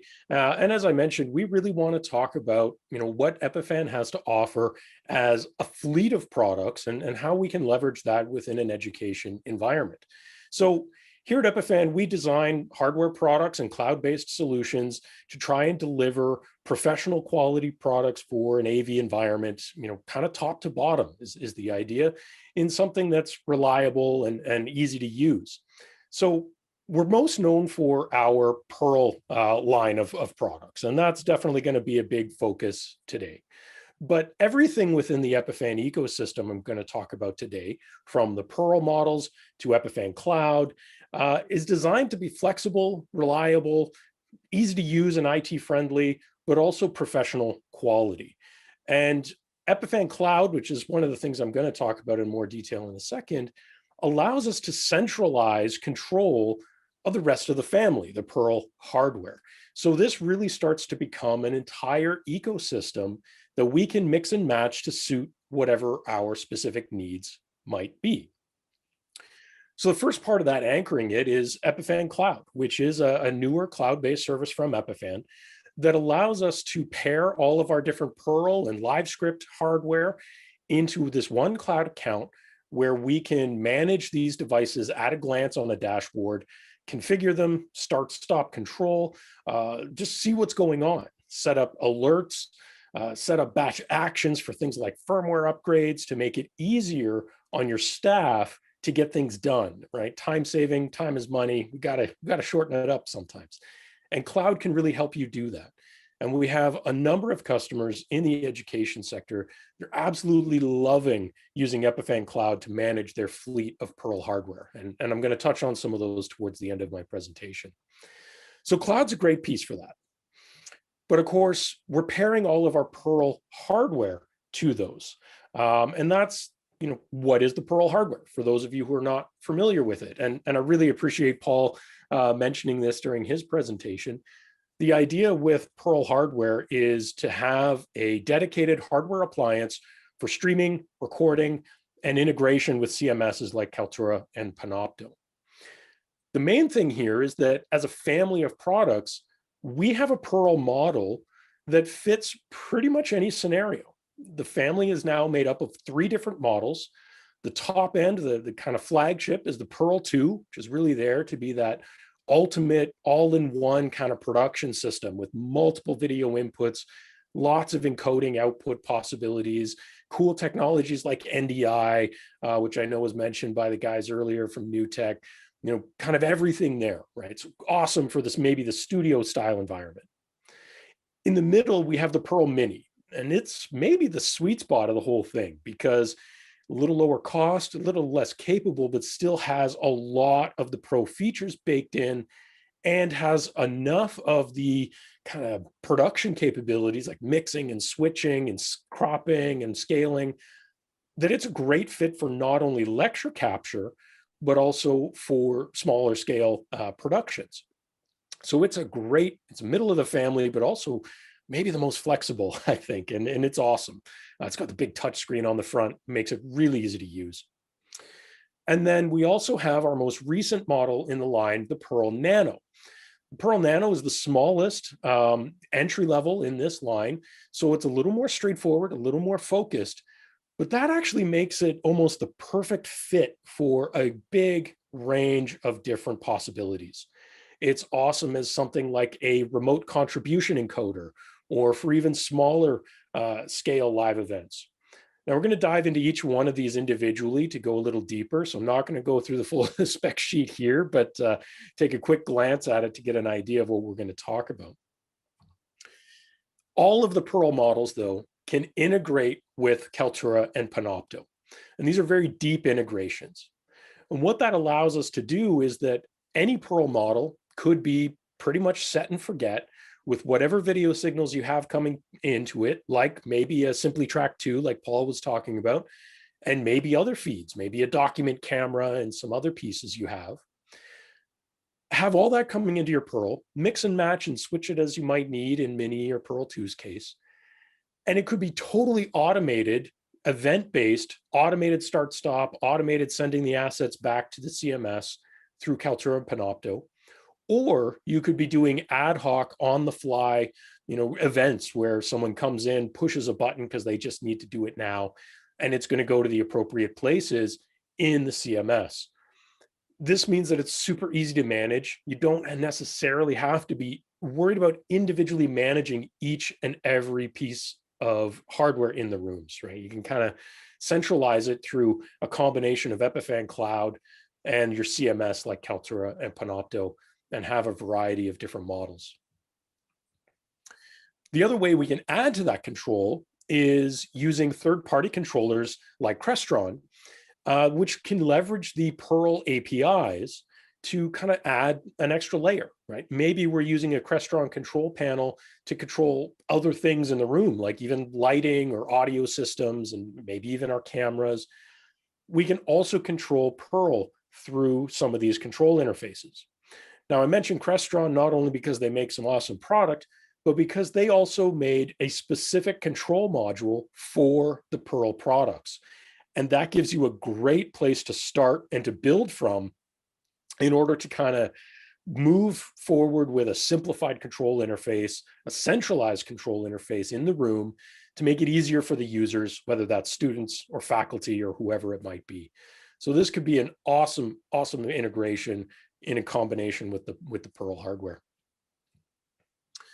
So let's dive a little deeper into the individual models. So I'm going to start with the smallest and go to the largest. So we're going to start with Pearl Nano. Pearl Nano, as I mentioned before, is kind of that perfect fit streamer and recorder. It's the entry level, so it is the lowest cost in the line. It supports full HD recording and streaming simultaneously. It has a built-in splitter for HDMI as a pass-through, as well as a built-in HDMI program out. It can do scaling of those inputs to full HD if they're larger or whatever. It can have 2 direct video inputs. It also supports network-based inputs from RTSP or SRT-based inputs. One of the things that really stands out about the Nano in its category is the fact that it has this 2-inch screen built right into the front of it. This is something that kind of the entry-level hardware encoders you often don't see.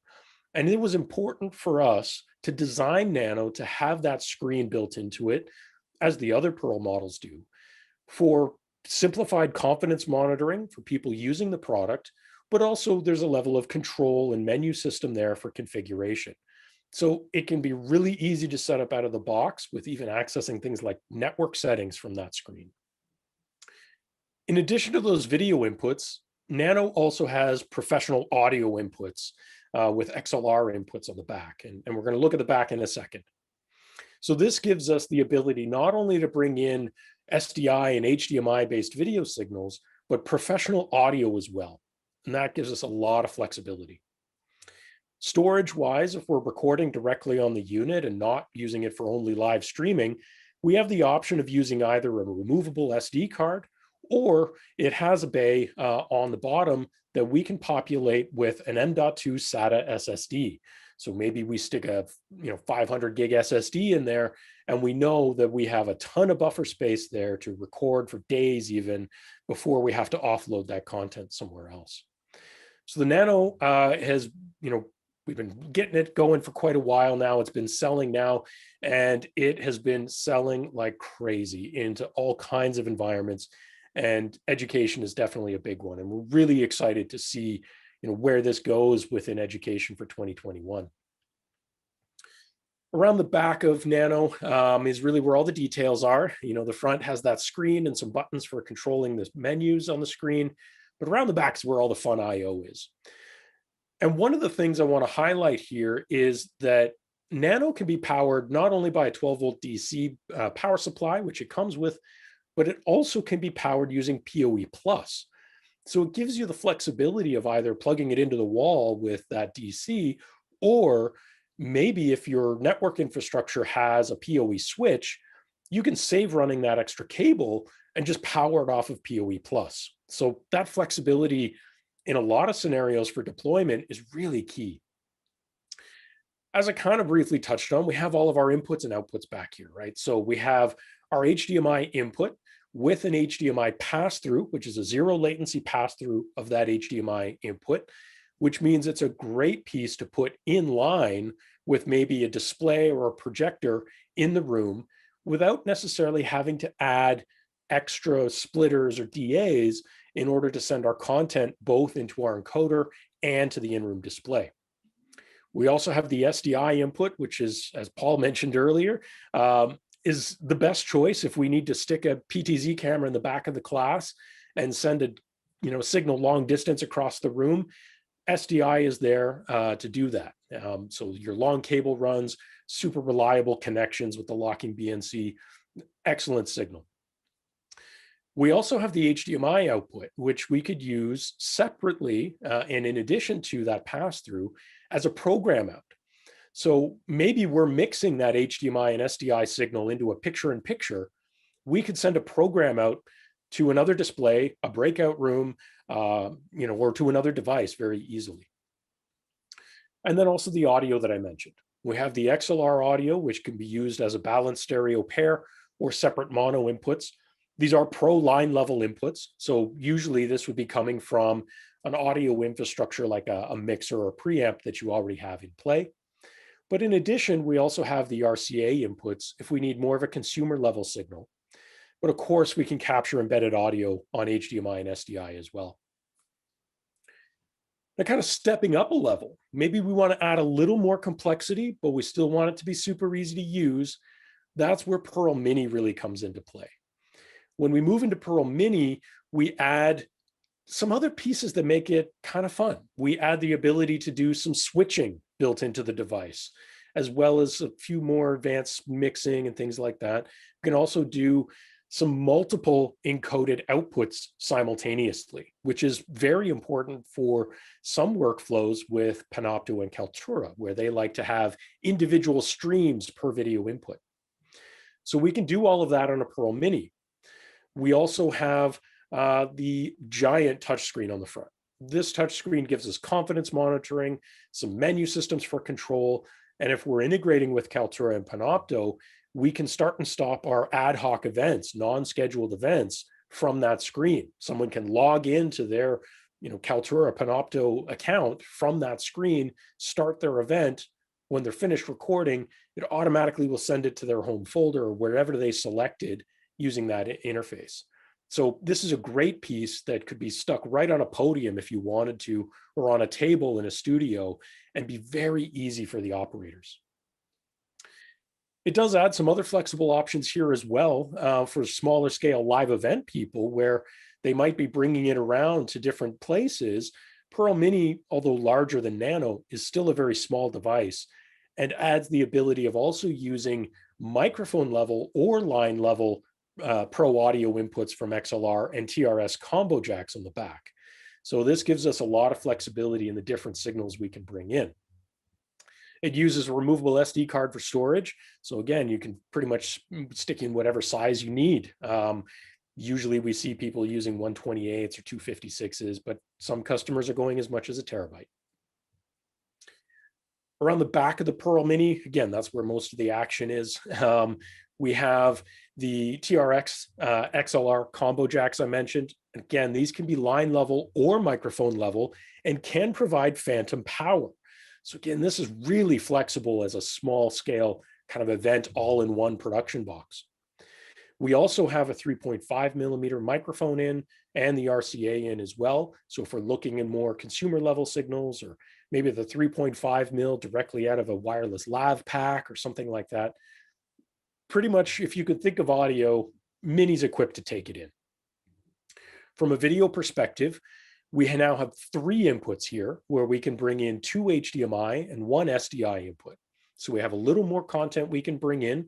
We have the ability to do switching now as well, so we can create a more dynamic production. We can add to that content to really make it shine. We also have an HDMI out, which is a program out, so it can reflect our mixed and switch environment, that sort of thing. And then we also have USB ports here that we can use for external storage, or we could even use USB-based video and audio inputs in addition or in place of some of these other options.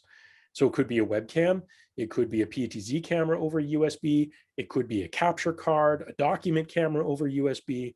There's tons of options when we're talking about the USB world, in addition to professional signals like SDI. So this, again, flexibility is key here. And then it is powered using a DC power jack. So Pearl Mini was designed with the education market in mind and has been a huge success.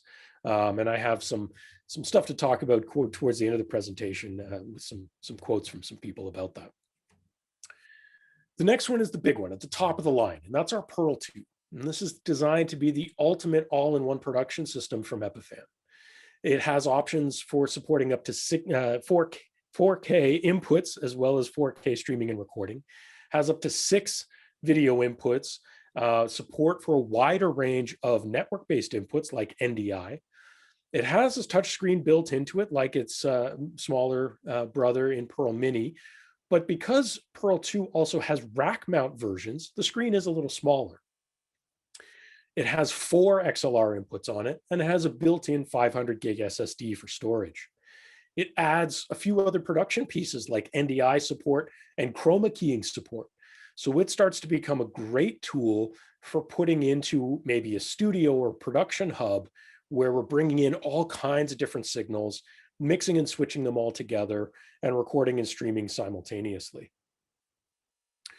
Again, the beauty shot around the back, like the others, we have 4 HDMI inputs, 2 SDI inputs, 2 HDMI outputs for our program outs, USB ports we can use just like Mini for inputs and storage. We have the 4 XLR jacks, and then we also have direct serial RS-232 control here as well. And then, of course, over Ethernet, just like all Pearl models, we also have API control that way. And of course, they are network-based appliances. The power supply is built into Pearl 2, so quick and easy, standard power cord that everyone has a box of 1,000 of laying around. Super easy to plug in just about anywhere. Another one we wanted to touch on is LiveScript.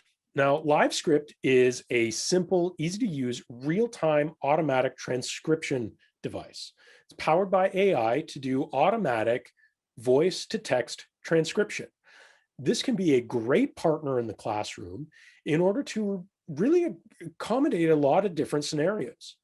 The first one that we've seen already quite a bit is trying to assist with different accessibility requirements. Maybe we have students who are hard of hearing or have other disabilities where text is important because audio is just not going to serve them. Adding a tool like LiveScript opens up that world where in real time, we just funnel our audio into LiveScript and it's going to spit out in real time a voice to text transcription. Now, if we want to serve, all the other students who maybe just don't feel like taking notes, we have the ability for them to download a text-based file after the fact of that full transcription, or even an SRT file we could use in our production workflow as closed captioning basis. So there's a lot we can do with this, and it's great. I mean, we could even run screens in the classroom with this. If people who need, again, maybe they're hearing impaired, they need to see it simultaneously. We could drive a television, a TV or something like that in the room with that real-time transcription that's running. That real-time transcription has a video signal we could bring into a production environment like on a Pearl 2 to overlay it on top of our other video. There's a lot of possibilities here and has been a fantastic way to kind of bridge a lot of gaps and provide, this tech service in places where it's needed. So bringing it all together, Epiphan has Epiphan Cloud to manage all of these devices, Pearls and LiveScript devices in one place to make it easy on your IT staff. But the other piece that we can do is bring all these different models together where we might need them, right? As I mentioned before, there is no one size fits all. Everyone has their own different needs, and a given campus might have different rooms with different needs. So if we imagine, this is a theoretical one, but we've seen a bunch of real world ones very similar to this, but this one's hypothetical in its specific drawing, but the Pearl equipped campus as an ecosystem. We might have something like here with our executive office where faculty are. They could have a Pearl Nano in that office where faculty can use it for recording or streaming faculty messaging. Maybe it's outside the classroom. Super small device, it's not going to be intrusive. They don't necessarily need a big fancy setup. And that device is also well equipped to help them live stream for remote contribution encoding. Our lecture halls could have Pearl 2s or Pearl Minis paired together with live scripts to make sure we have a complete source of content. A video production space that's shared might have a Pearl 2 or a Pearl Mini with a full CMS integration, making it easy for people to come in, start their events, record it, and get it up into the CMS. We might have a seminar room that's fairly similar. Maybe it's a bit bigger. We have many more cameras, so we might use a Pearl 2 with a Crestron integration to make it easier to use. There's a lot of possibilities here. And this is just obviously on the surface. But one of the ones we don't want to ignore is these guys down here in the IT office. Pearls are all designed to be IT friendly and offer top of the line IT security options like HTTPS, 802.1x, LDAP authentication, all these things that might be requirements for any network-based appliance. Pearls are equipped to already do that. Using Epiphan Cloud and all those pieces, integrating with Kaltura or Panopto as your CMS means it's going to make the IT guys' lives a lot easier. And if they're happier and easier, it's more likely that all this stuff actually gets used, right? And we want to make sure when we're investing in this, it actually gets used. So we need it to be easy. And that's kind of the idea. So I wanted to share with you some quotes from some friends of ours who have used Pearls in some cases for many years and other cases a little more recently, and what they've had to say about the Pearl products. And the first one I wanted to mention was from Harvard, the Division of Continuing Education. And this is just a quick quote there from Gabe Russell at Harvard saying, after evaluating many solutions for lecture capture, we found the Pearl's flexibility, reliability, and open model made it the perfect choice for their program. They're very happy with the decision to use Pearl, and it's now their lecture capture standard. And one of the things Gabe's talking about there is that open model. Although we have the direct integration with Panopto and Kaltura, we also have the options of just doing it pretty generically. Maybe you just want to upload files to your FTP server. You can do that with a Pearl as well without necessarily having Kaltura or Panopto involved at all. So you could build your own system if you wanted to using Pearl. The next one I wanted to share is really talking about the benefit of Epiphan Cloud in managing a fleet of Pearl devices. And this comes from the University of Rhode Island. Epiphan Cloud has been incredibly helpful with managing our fleet of Pearl 2 and Pearl Mini units, being able to see everything at a glance. If any of them are having any issues, the recording status, it's all indispensable. The dashboard of recorders makes it easy to keep up with what's going on with them on campus, prevents any hiccups with streaming and recording lectures. And they heavily use Epiphan Cloud for their fleet and are absolutely loving it. And it's fantastic to see. So those are two great, American schools that are using the Pearls currently. Of course, most of you are probably in the US, since this is kind of a US-based show, right, Gary? But we do have customers all around the world using Pearls in the education environment. And so I did want to highlight one of those. And that comes from Thomas More University in Belgium, where they use Pearl Minis extensively with Kaltura.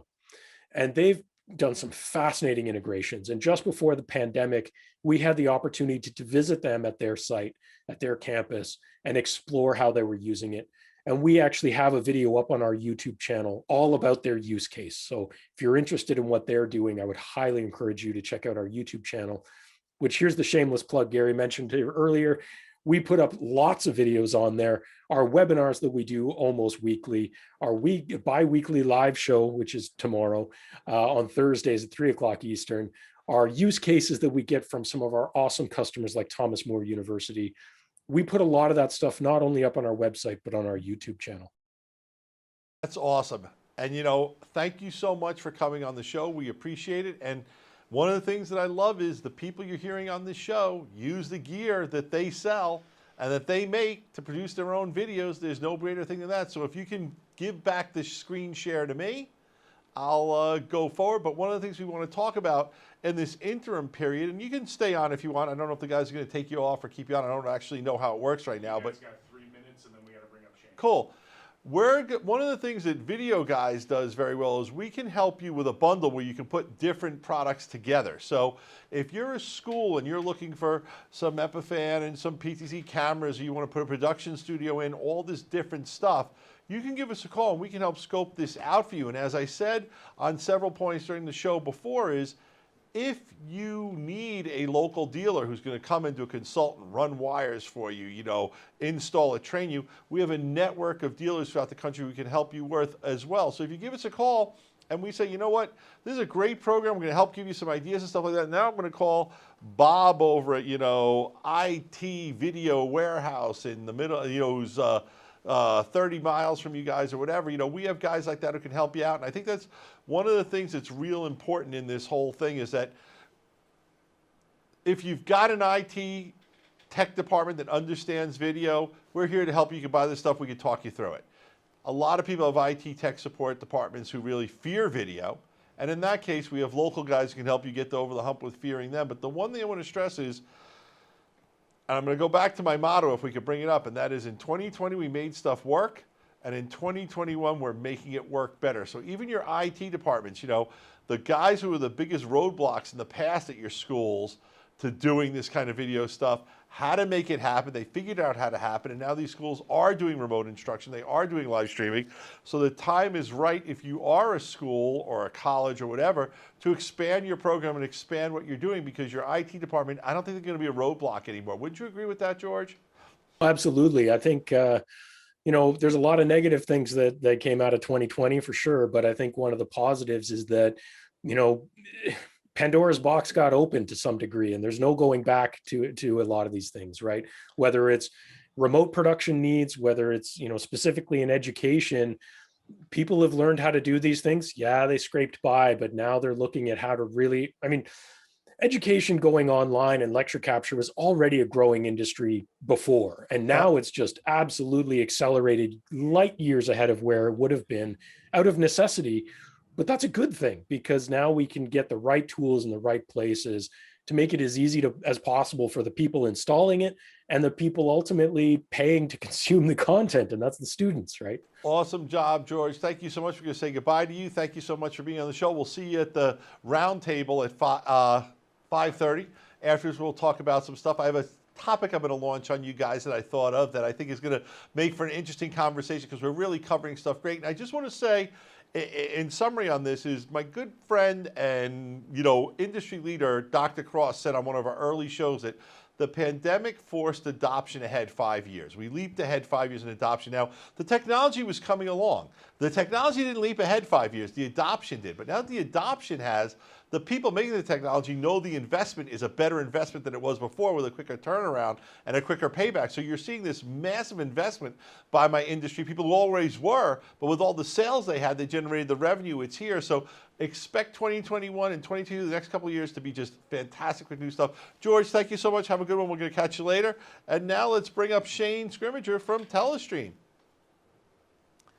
Now, Shane's coming in as an expert on Wirecast, now Wirecast works. And I think if you guys saw a show earlier, we had a guy who was in a room showing us how stuff could work. And Shane's in his own home studio as well. So, Shane, right now you're in your home studio. And just tell me, without showing us, what are you running your part of the show on from where you are right now?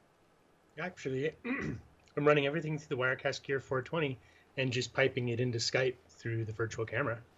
That's so cool. And we're going to talk about that virtual camera feature a little later because that's really the magic of Wirecast. It lets you seamlessly and easily link together with things like Teams and Zoom. And for educators, that's real important because for distance learning, that lets you bridge what you're seeing right here. And once again, I want to talk about the Wirecast Gear family. We'll get into it a little later, but it starts at under $10,000. And the 420, which is, the big kahuna, is still a very affordable product, very rugged. And we're going to walk into the show, and also we're going to be giving away a copy of Wirecast Pro after your segment, and it'll be PC or Mac. When we tell you who the winner is he'll come back to us and we'll let him pick which one he wants. So let's start the show and let's talk about some of the key things that people can do with streaming Wirecast streaming. We know about graduations and award ceremonies, student news and stuff. Talk about some of the other stuff people are doing that gets a little bit more interesting and exciting.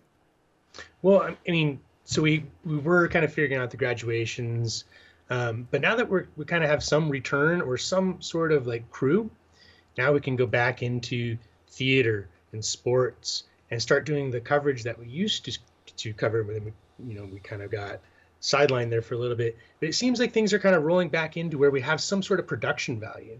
So with just the gear unit alone, we can flex, into sports, theater, student news. We can go into district meetings, student, like parent teacher.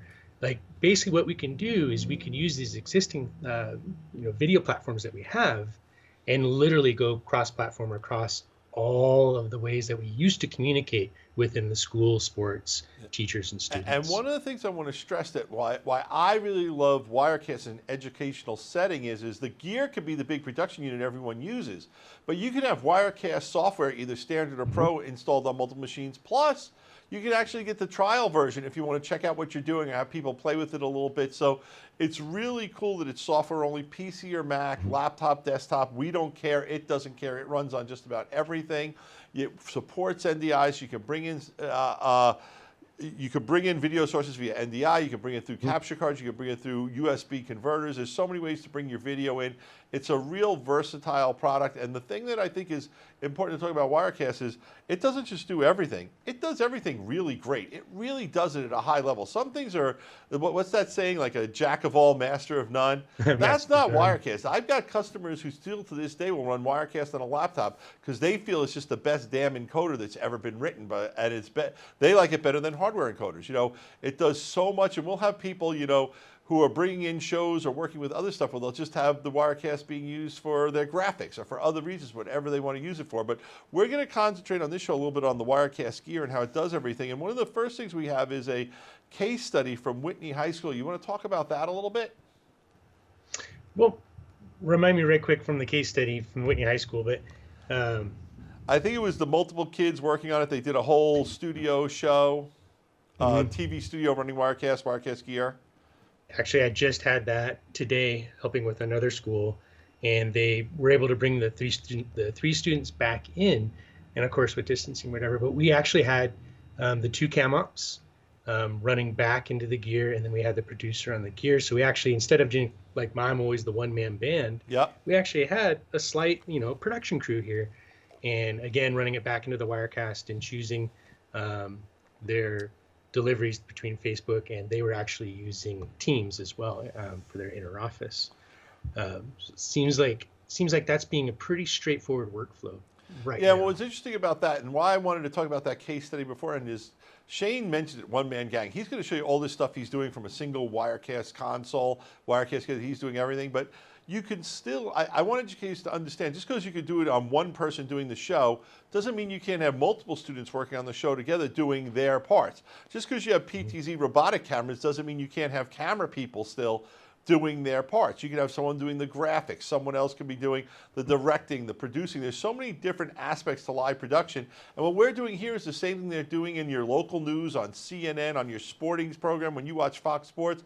We're doing the same thing, we're just doing it differently. And what I want to add that I think is so important before I kick it over to you, and I'm sorry about this, is that during the pandemic, people figured out how to produce video remotely without people there, and I think a lot of the stuff on network TV looks kind of bad. And I will tell you the stuff we've been doing with you coming on our show for over a year. This has got to be your third or fourth time on the show. I think our stuff looks much better. You don't have lip sync issues with our stuff. You have a great video image. And what you're about to see now is I'm going to turn the show over to you. And we're actually going to have Shane he's going to do a demo, and you're going to see the demo side, the working side of the gear, while he walks you through it. So Shane, I'm going to kick it through to you, and you just take it away. And if you need my input, let me know. But I know you know how to do this demo great, and I just think this is something you're going to really enjoy, folks. So watch this one; it's going to be great, and we can take it to full screen. Perfect. Thank you, Gary. I appreciate that. And before we start, just looking at the concept of what we're kind of overviewing today, and the point is we're now back at a time where instructors, teachers, lectures, presentations, we can go back and get creative again. We can pull ourselves off that webcam and get back and actually start doing more interactive stuff now, engaging our students or engaging our audience again. And kind of what I wanted to go over today is let's keep this into like a Zoom kind of platform. And what we'll do is we'll use Wirecast to completely open the door on Zoom. So meaning that I can connect as many cameras as I want to Wirecast. I can bring in video presentations that I've created. I can bring in web pages or YouTube videos for examples. And instead of just a talking head to the students or the lecturers or the presentations now, I can literally bring in whatever I want, a guest on an iPhone from another state, a video produced from over here, a couple camera shots. So what I thought we'd do today is just kind of dive in how we would do that. And let me just start a screen capture here. So back into the Wirecast interface, what I've done is I've kind of set up, move this down, is a basic what I call a one-man band, or meaning that I'm by myself in a classroom. I don't have any help today.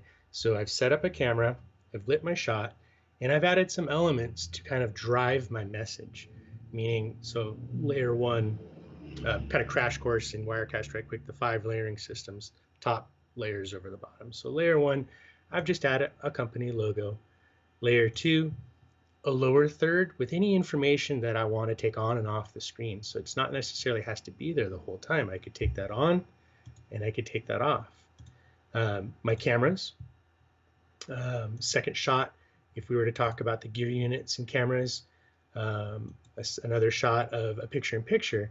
But what I'm doing is just kind of laying out a composition to tell my story that I want to present today. So a logo, a lower third, a camera, a second shot, and when I want to talk about the equipment and me, but I want them visually on the screen at the same time, what I did is just built out a picture-in-picture. And if we go to the layers here, you'll see that this is one of our preset picture-in-pictures. So it's a couple of text fields, a graphic overlay. Here's my first camera and here's my second camera. And all these are available in Wirecast. Anything I'm doing today besides the logo is within Wirecast. So these lower thirds, these picture-in-pictures, all of this is available here in Wirecast in the overlays. I'll kind of show you how I went about that. So again, instead of just having the camera from my laptop facing right at me, and I am talking and providing good information, but I may lose interests from my audience or my students. So now I can come back and give them a visual break of me, the equipment, me and the equipment, and continually kind of just talk about what we're talking about today. What I like to do also is dress things up a bit. We're not locked. We're not locked to, here's our logo for Telestream's Wirecast gear.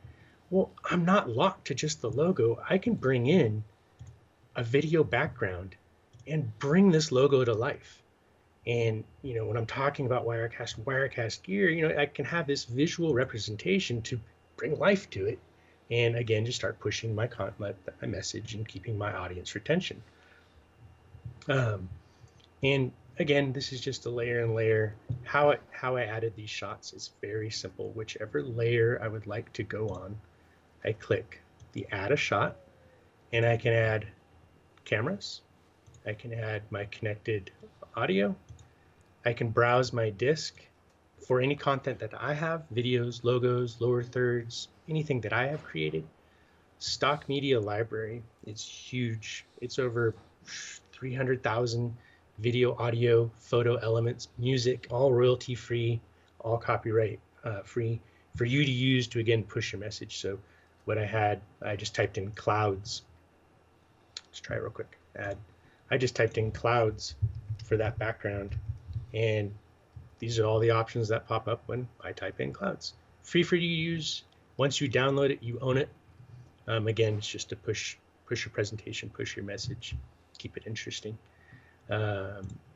Any network devices. This is a bit of a rabbit hole. Network meaning cellular, IP, NDI, web stream, which would be like an IP camera connected, and you're pulling in that IP address to pull that video and audio feed. All of your network devices will be found here. Screen capture, that's how I'm capturing my screen for you to see.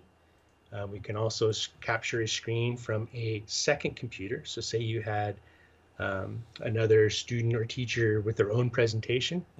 I could pull the presentation from their computer and put that into Wirecast as well. So I want to ask you a question, and I know what the answer is, but I think the people watching are going to love this, and that is what if I have someone just on a cell phone?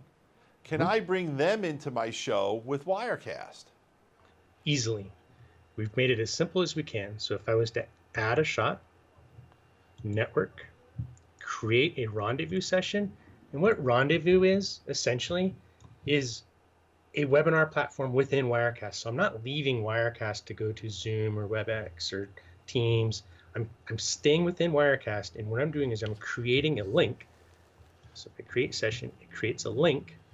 Click to copy. I email that link, and whether they join by iPhone, Android, or computer, it just pulls their web or FaceTime cam and audio and pipes it straight into Wirecast as a guest, and now I have them as a source in Wirecast. Now, back a year ago when everything went crazy and we had to be remote, we actually had Adam take a Wirecast gear. I dropped it off at his house. He set it up.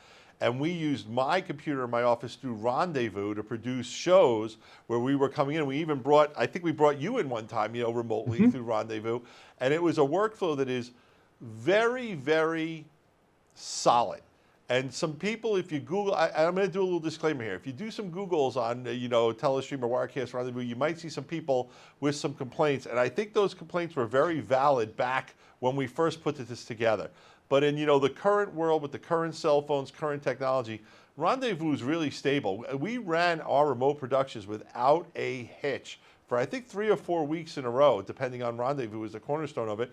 And we brought people in for Rendezvous too. And we did a Wirecast show, our last Wirecast show. We said we're going to use all Wirecast technology. It's their show, let's be fair. So it just works really great. And the other thing that I wanted to talk about that's really cool, and I know you're going to get into a little bit, but explain a little bit more how I can take my Wirecast show into Zoom or take my Zoom guests into Wirecast, because You guys do it in a real clever way without any third-party technology. It's really your own stuff where all I have to do is run an app on a computer. Why don't you explain it?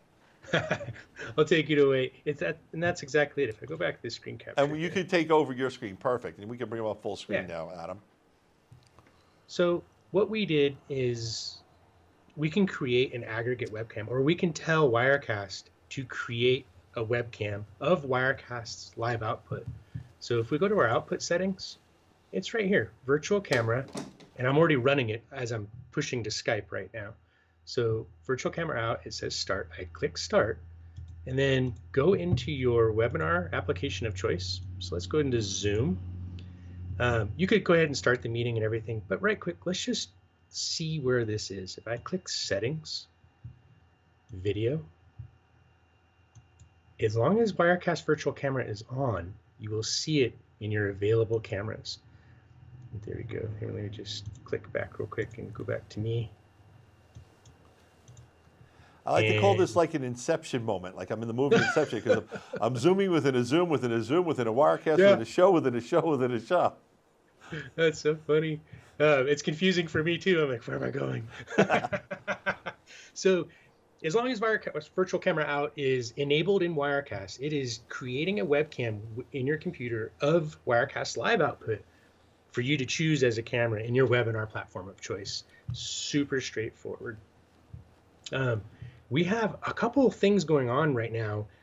Specifically, Teams, I think, is leading the way. Yeah.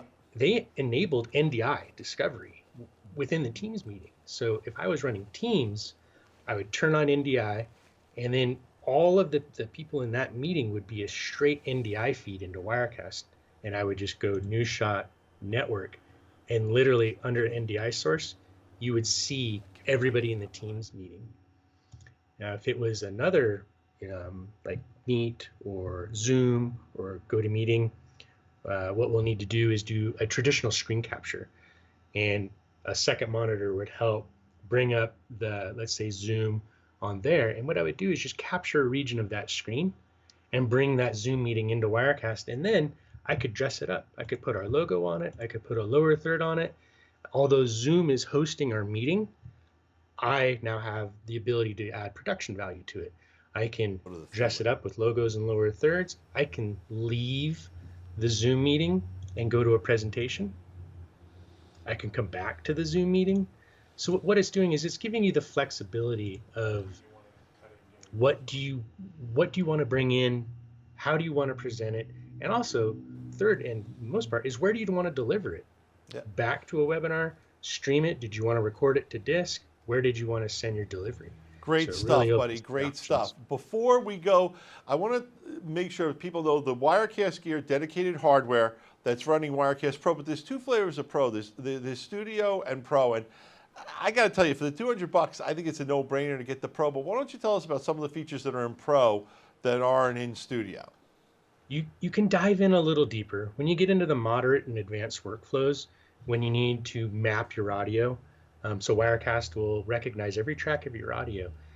Some of these large educational lecture halls, or even someone with an audio board bringing in 16 channels, we can dive in there and map out those channels. Rendezvous is another one where Studio offers you 2 guests, Pro offers you 7 guests. It makes sense for people with a more advanced workflow. The people who want to dive in a little deeper. You get NDI input and output, correct? Exactly. And some better scoreboard and sports integration as well. Yeah. Cool. And then let's talk about it. There's 3 flavors of the Wirecast Gearbox. There's the basic 310, which is 4 HDMI inputs and 4 inputs, which is $59.95. There's the 320, which is 4 SDI for $69.95. And there's the 320, and then there's the 420 for $89.95. And I really try to tell people, if your school can get you the budget, get you the funding, because that gives you multiple SDI inputs plus SDI outputs that you can run to, other screens and other things that you're working on. So just to go into that a little bit, but I kind of showed what the stuff was, and I know we have to do the giveaway first, but there's something very unique about Wirecast. That is, you guys give educational discounts, don't you? We do. So let's go back to the software slide. You offer a 5% educational discount, but if someone wanted to buy for their entire university system or school district, there's even deeper discounts that can be had for multi-seat purchases. All you have to do is call us, let us know what it is, and depending on the volume of seats you want, we can get you whatever you need. But you guys also offer a 10% EDU discount on the hardware, and there are very few people giving discounts on hardware anymore for education, so I think that's real important. I just wanted to make sure everyone saw that. So the prices we're showing are the regular prices. If you call us or any other Wirecast gear dealer and you say you're educational and you provide the proof of education, usually an educational purchase order is enough for this, you'll get 10% off, which I think is really cool. So kudos to you guys on doing that. And I'm looking at my production guys and they're saying, don't mess up and not give away the freebie. So let's talk about this. We're going to give a free copy of Wirecast Pro away, and I want to go to that and tell people who the winner is so we can kind of give him his props. And the winner is Robert from Scripps College in California. So congratulations, you got a free copy of Wirecast Pro. Let us know whether you want it for PC or Mac. We'll get you the right flavor. That's really great stuff. One of the things, before I introduced you, I was talking about how we put bundles together. Now, we've done a great job putting bundles together specifically with Wirecast gear and multiple PTZ cameras from PTZOptics, a Bird Dog, and an X-Keys control surface. Now, the control surface is kind of in the middle of this picture, but I want you to talk about that a little bit because I love using a control surface because I'm a tactile guy. And once again, educators, your students probably will love they take to an iPad. They don't have to actually feel the buttons to know they're working. I still need buttons, and the X-Keys control surface is a really cool way that you can map out your whole show so like a volunteer could do it. So where I think this is really cool is, let's say you're a high school and you've got an introductory, a basic, an introductory, and advanced studio course. Your advanced kids could be programming the X-Keys controller with all kinds of incredible moves and multiple things and settings, but it could be set up where a first-year student could easily be running the show just basically by following the basic guidelines of what buttons to press. So if you can explain, I think you've got an X-Keys going over there, correct? If you can explain how you use that a little bit. Yeah, let me switch over to the full screen again. Perfect. So there's two things that right off the bat, everyone will notice with the X-Keys. And some people are very mouse-oriented, where they don't mind traveling all over with the mouse. But when you have this many sources, that's a lot of mouse travel, where I can, for one benefit, is with one hand, I can access over 12 sources easily and just kind of move around and compose my shots. So just the ease of navigating your composition is simplified with the X-Keys. The other really big benefit, and even for me being years in, is everything's labeled, and it reminds you of all of the options you have while you're producing. Cut, fade to black, replay, bringing up your certain windows that you work with, audio mixers, muting, streaming, recording.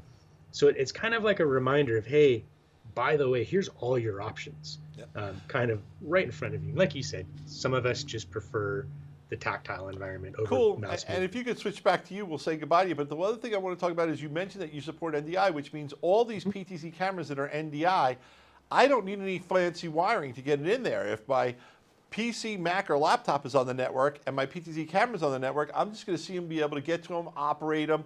I'll get control. It's very cool. I love how you do the NDI. Also, you can use a USB converter to bring HDMI in. I know some people who do they'll run Wirecast on an iMac with great success. So it works on anything. That's one of the things about Wirecast. It's a little different than a lot of other products. It's PC, Mac, desktop, laptop. If you have a powerful computer, great. But even if you don't, you can still do a lot of stuff. What I like to remind people is everything Wirecast can do, it can do, but to do them all at the same time starts needing a bigger and better computer, which is one of the reasons why we recommend the Gear, because the Gear is a self-contained computer that's optimized for running Wirecast. And more than that, it's built on server or workstation class components. So that's something you're going to be able to run for, if you had 8 classes a day pounding on it, for 8 hours straight, not a problem. Wirecast Gear is up to that. So Shane, thank you so much for being on the show. I think we had a great show. We gave away a Wirecast Pro, which is fantastic, and I'll see you in about a half hour on the recap show. But now we're going to bring in our next guest shortly. We're done with this segment. We're going to bring in George Klippel from LiveU, but I got to go to my agenda because I think, what am I supposed to talk about between? You know, it's live, folks, and sometimes you lose track of the show. So I am going to, we gave away the Wirecast Pro license. So I want to recap a little bit later in the show. Oh, look at that. We're getting a call on Teams because everything is interconnected. Hey, you know what? Why don't you bring Glenn into the show? Glenn, call us again. I don't know if he's watching. Okay. Anyway, Glenn is our workflow specialist, and he wasn't supposed to come in the middle of the show, but I was like, hey, we can operate on the fly. So, Glenn, if you're watching and you call back, we'll bring you in this time to talk to you. One of the things I want to talk about is one of the reasons why you want to order this stuff from someone like a Video Guys or your local dealer is because you're going to get someone who's going to give you expertise, who's going to be able to work with you and help you do things better. And not everyone's got an IT department that's ready to do this, but for those of you who have IT departments who do, thank you so much. I think we had Robert came in and said, not all us IT folks are roadblocks. Thank you. We love that. And I know there's so many IT guys who may have been roadblocks in the past who aren't anymore, but we want to tell you that there are dealers out there, there's Video Guys where we can talk both sides of this. We can help you on the IT side, we can help you on the regular side, the video side, putting all this together because the convergence of video and IT, you're in Skype, he was on Teams. I don't know what's going on because you're on my screen. Okay. Getting a little confusing here. It gets that way sometimes, folks, when you try to do too many things at the same time. That's why we have these little breaks between periods so we could talk not between periods, but between guests so we could talk to you about stuff. But what I wanted to really rehash was something I talked about at the beginning of the show, which was my little motto, that in 2020 we made things work, and in 2021 we're just going to make it work that much better. Folks, I think you saw by the show today so far, and what's going to come up is there's a lot of different ways to make video, live streaming, remote teaching possible. More technology is coming out than ever. As we mentioned with another guest earlier, that the adoption of this technology jumped ahead about 5 years, and as a result of that jump ahead of adoption, now everyone's scrambling to make their products jump that far ahead to keep up as well. You know, a few years ago, no one even knew what Zoom was. Now we all know Zoom. Some of us have Zoom fatigue is a term we really talk about. I appreciate the 50 of you who stuck around for the show for the whole day. That's really fantastic. We want to thank you for being in the program. And I want to remind you we still have George coming up. But I want to talk about how we're going to make things when we say easier and better. Well, it's going to look better because the video quality is just getting better and better on these products, as is the bandwidth and the streams that we need to maintain high quality. How is it going to get easier? These products are becoming automated in ways that they work together and integrate together easier, and shortcuts and how to set up is getting easier and better. You know, faces like streaming platforms like Facebook and YouTube and Vimeo have what we call STKs. That's where you can easily attach them from products like Wirecast or vMix or OBS or a TriCast. That makes the world so much easier. And when our next guest comes on, George from LiveU, he's going to talk about the LiveU Solo and their products, because unfortunately, not everyone has bandwidth. And in order to get bandwidth, sometimes you can't depend on the local internet provider and your local internet, because not everyone in rural areas has great connections. And sometimes when you're in a city, you have problems with your Wi-Fi and getting into it. So what the folks at LiveU do is basically they allow you to bring bandwidth with you wherever you are. And we've sold a product, the LiveU Solo, that we really, really love, that does a great job. And George, I see you sitting there, so I am going to ask if it's okay to bring George onto the show a little bit sooner, because George is the man at LiveU. I got to thank him. He's a sales for the U.S. of LiveU channel sales, and he's going to talk a lot about the LiveU Solo, an incredible product that we have done several webinars on, folks. So we're going to try to cram this in as best we can to get to it. There are a lot of webinars you can see on Video Guys and on YouTube that can show you more about the product, and actually tutorials and things getting it set up. But George, we say that the LiveU is easy as 1, 2, 3, and I think that's going to be the theme of what we're going to talk about. So George, say hi to the folks out here in eduStream land.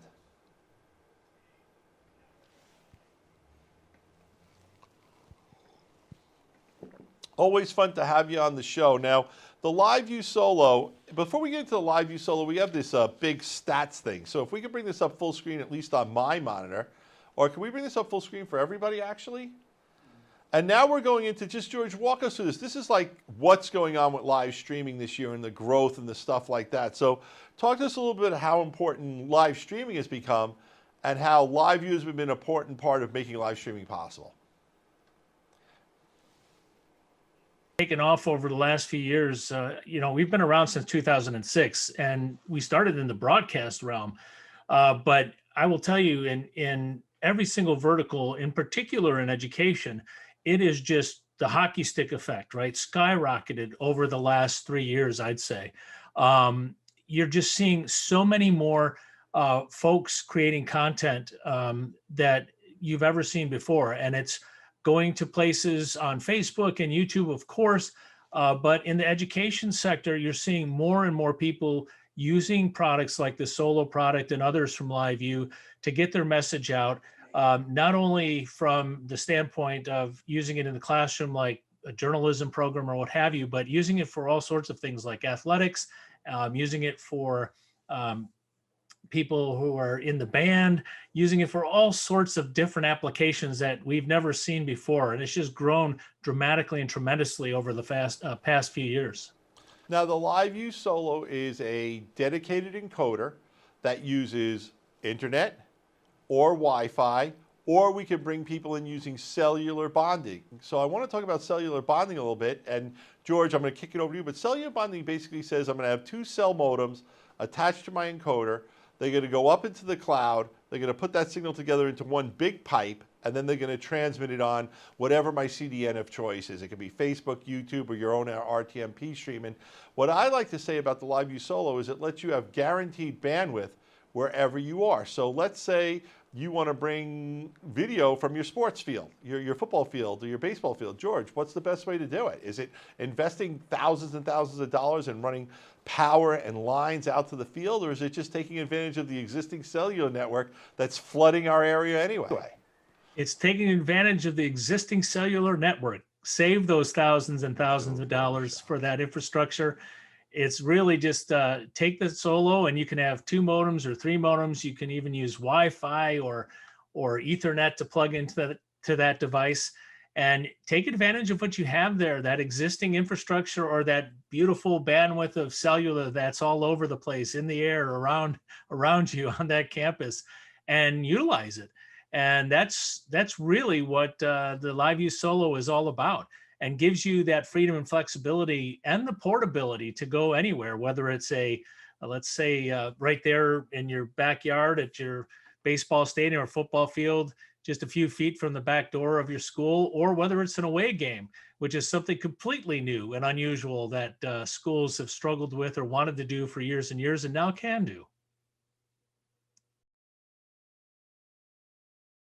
Who's one of our people in the chat, she said, we use LiveU, and we use it for like remote news broadcasts and stuff like that. So now your students, if there's something breaking in town, your students can actually go to where the story is and broadcast from it. Or maybe they want to do a show where they're coming at, maybe there's an event in your town where the mayor's speaking a grand opening or something. The LiveU Solo can be there. And another interesting thing about the LiveU Solo is with video streaming coming on, and for you IT guys, I'm not trying to say you're bad guys, but some IT departments in public schools really didn't want video over their networks. So they kind of said no, and a lot of schools were adopting a LiveU Solo as a way to kind of get around that networking. Now, thanks, I guess, to the pandemic, everyone had to turn on the pipes, and that's not really a feature of the LiveU Solo anymore, but it's still a fantastic encoder, which means if I just have a camera that I want to stream from in a classroom, I can plug the LiveU Solo into my local network, forget about the cellular bonding, through the internet or through Wi-Fi. It's not just for using outdoors. It's a damn good encoder, and the quality is fantastic, and the setup is super easy. Yeah, I agree 100%. And I love that comment that you have there on that slide that's right under education, where it says keeping students, parents, and donors connected to school activities, sports, and special events. One of my clients in particular had a wonderful way of having their ROI done with the Solo. They actually had parents and working parents before the pandemic even, who wanted to see more of their students' activities, the plays and the baseball games and the basketball games. And they used their Solo, even in a static camera way, just one Solo. And they charged the students who had their kids in athletics and other after-school activities $1 a year, $1 a year to watch their games live on the school's Facebook page. and they set it up, and that paid for the Solo tenfold, and their data that they were using and everything else. And they gave a link to the parents to watch remotely, and the grandparents, and it's just a great way of being able to use the unit and let the students and everybody and the parents and other folks get involved in seeing those activities remote when they can't make it to the field. And now, especially in this past year with the pandemic, schools got very, very creative with sharing some of the activities that they could do, even during this lockdown. And one of the activities that they're all going to be doing is graduations. And we know a lot of graduation is going to be outdoors just because it's just we feel more of us can get together when we're outdoors with fresh air and the sunshine. So maybe you used to do it in your auditorium, but you had that all wired. You don't anymore. Now you can actually have the graduation done through the Solo. And one of the cool ways the Solo is used that I love talking about, and we found this out early in the beginning when we first started selling it, we were thinking, okay, everyone who gets a Solo is just going to attach it to their camcorder and they can use it as their run and gun streaming. We found out more than half the people we were selling Solos to were actually using it as the HDMI output or SDI output from an existing mixer for a multicam setting, just to add streaming, especially when it was in a location like a sports facility. So your Solo is not just a standalone fantastic unit, it is a great addition to an existing video mixing and production solution that doesn't have streaming yet. Yeah, absolutely. We have so many customers that use, like some of your earlier guests that were on, like NewTek and Wirecast and Sling Studio. They have production environments, and then when they go out on the quad or out in the field where there's no internet drops, they use this for transport. And they do a multi-camera shoot almost every time, guarantee for a graduation, like you just mentioned. And they're going to have a wonderful setup and using a TriCast or something really nice. And they're going to switch in and add graphic overlays and what have you. But that last piece, that last connection to get it out to the internet is where the Solo comes in, and it does a beautiful job connecting into the environment, HDMI or SDI as an output. And they send it on off to that destination, the school's webpage or wherever they need it to go. And it just does a fine job getting it to that destination. And really, like you said, Gary, it can in the way I like to explain it, is acts both ways, right? It can connect to that camera for single use output or right to the output of that switcher environment. So great explanation. And what I like to say is it gives you your bandwidth comes with you. And that's real important, especially, if you've got kids in your an educational situation. You don't want to find out that you spent the entire period troubleshooting the fact that the internet was down, and now your kids don't get to produce the show. So you just want to know that when you turn it on, it's going to work. So one of the things we want to talk about is the LiveU Solo. Now, there's two flavors of the Solo. There's the HDMI only version for $9.95, or the version that's HDMI and SDI for $14.95. And people say, which version should I get? My answer is easy. If you have SDI gear, get the more expensive one. If you don't have SDI, if you just all HDMI, get the less expensive one. If you don't know what SDI is, get the HDMI one. It depends on where you are. And then we have academic pricing on both of these. So once again, George, 5% academic is great. 10% academic is great. You guys give a 20% off academic. That is phenomenal, folks. So a Solo is going to cost the school $7.96 for the HDMI or $11.96 for the SDI. Kudos to you guys having that commitment to education to offer that kind of discount, because obviously that discount's coming out of your pocket. You know what I mean? And that's great that not you, George, personally, but out of LiveU. I think it's really great that you guys do that. So kudos to you guys. And step number 2 is connecting. And the way you need to connect is with modems. So we offer 2 flavors of modems, two packages. We have the 2 modem kit for $450.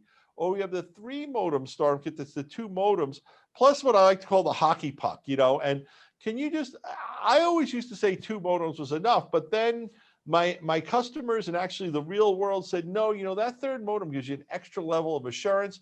Plus that puck can be used with things beyond your live Solo, of course, too. But just explain to me what those 2 kits are and what you get for your money. Yeah, so the best way to put it, whenever you're dealing with bonded cellular, the more the better. That's the only way to describe it, because as you get into crowds and as you get into areas with limited connectivity, bandwidth is finite, right? So it'll go away. And if you're ever in a crowded situation or in a stadium and you love hockey, so it gets crowded every now and then at the games that you go to, or a football game or whatever. And the more people that are streaming, the bandwidth kind of goes away. So the more that you have, the better. But the way that we design this, and as you know, for years ago, we used to just sell the unit without modems, and people used to have to go get them on their own, and that was kind of a pain. And we developed this and came up with it to satisfy that need, one-stop shop, so you could get this unit right out of the box, start using it right away. And the difference between really the 2 modem and the 3 modem is you'll get more you'll get more connectivity, more reliability and redundancy, more modems, so you'll be able to connect to additional towers, if you will. But one of the secrets, if you will, with what you call the hockey puck, that Nighthawk device there, which is really interesting, is that device not only connects as a device, as a Wi-Fi device, it also has a connection as an Ethernet device. So not only will you have 2 USB modems plugged into the unit, you could connect it as a Ethernet connection for your 3rd connection, and then you could use a hotspot that you already have at the school for your 4th connection. So you could configure the Solo, in essence, to have 4 modem connections, and then use an Ethernet if you want for a 5th connection. So it's pretty interesting. Very cool. Yeah, and again, so the more connections you have, the better. So if you use the 2 modem kit, you still have the ability to use Wi-Fi and connect to the campus Wi-Fi if you want, or another hotspot to get 3 connections. If you have the 3 modem kit, you can use all 3 and still connect it via Ethernet and use Wi-Fi to get 4. So the way that I explain it to people is the more the better. And if you can afford it in your budget, I always recommend that you try the 3 modem kit because it'll always work better in remote areas or with crowds. One of the things that also you get, am I back on? Can you hear me, George? I can now, yes. Is each kit comes with a data plan of unlimited data. Now, for educators, I think this is really important, because one of the reasons educators initially gave us a lot of flack was they didn't want to find out that some kid did something dopey, and I don't mean to put down a student, maybe a teacher did, and they left the thing on, and all of a sudden they have $1,000, data bill. So what it is with the 2 modem plan, you get a $295 per month unlimited data plan. And with the 3 modem kit, you get a $435 per month unlimited data plan. But also, if you want, you can pay for that annually. Because I know schools with their budgeting, sometimes they can't pay monthly, they pay annually. We have the plans either way. But now you don't have to worry that you're going to use up data or run out of data. And I got to tell you, we've been saying unlimited data, and we were thinking people are going to get throttled back. And I'm not saying that the telco companies aren't going to do it someday, but I have not gotten a single complaint, knock on wood, from a single customer who said, I was streaming too much and they did something to my stream. No, you get the same high quality. I think that's because you guys are aggregating so much bandwidth that you're buying really is what's going on. So I might be, as an individual guy, putting a dent in it, but it would have to be a lot of people putting that dent at the same time. And, as an example, we have a lot of churches using Solos. And on Sundays, when we first started selling these Connect kits, we saw a little bit of that, but not anymore. The traffic's great and people are running great with it. And I think it's so important for the schools to understand that. So think about this. If you're a school, and I'm getting the Solo handed to me, guys. So that's look at that from nowhere, the magic of TV. Here it is, a Solo as an example. And if we could cut to me fully for a second, George, I hate to take you off there, but I think we let the product be the star right now. This is the Solo, small little unit. These are each of the modems that plug in USB.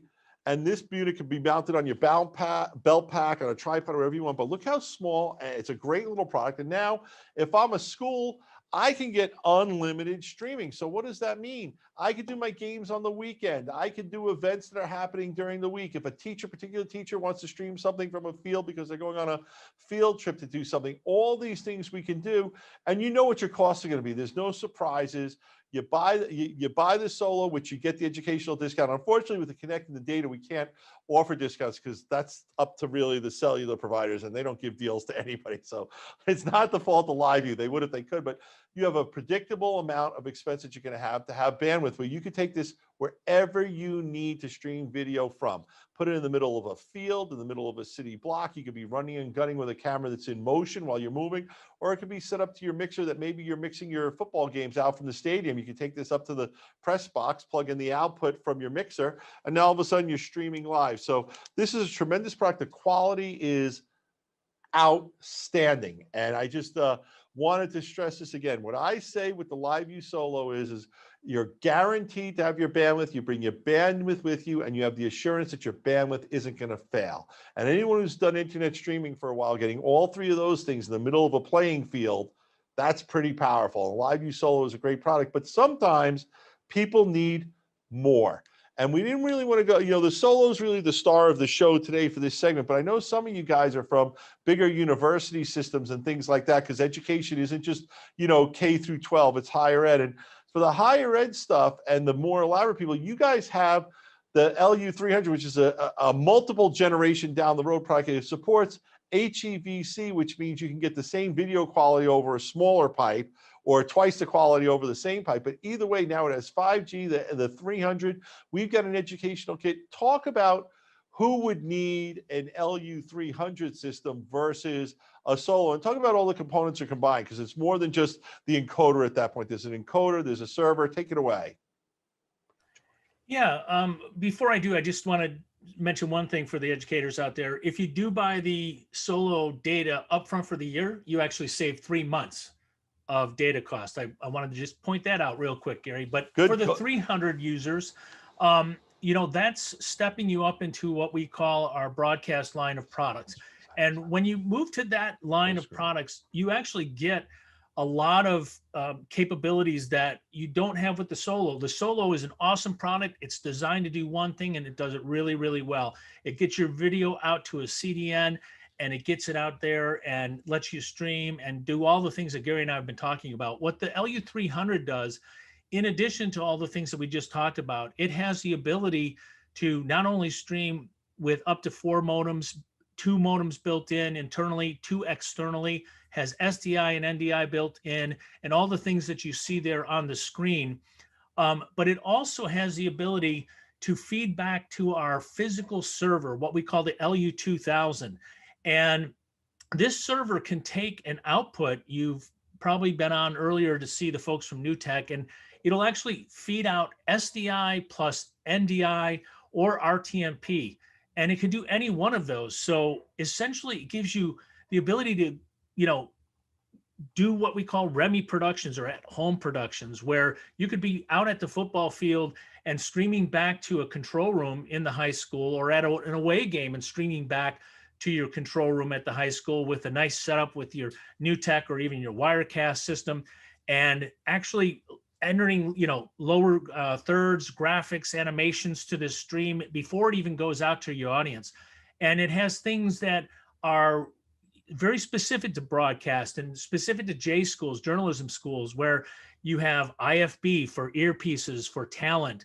It has the ability to use tally lights, so that telling the talent that you're on the air or if you're off the air.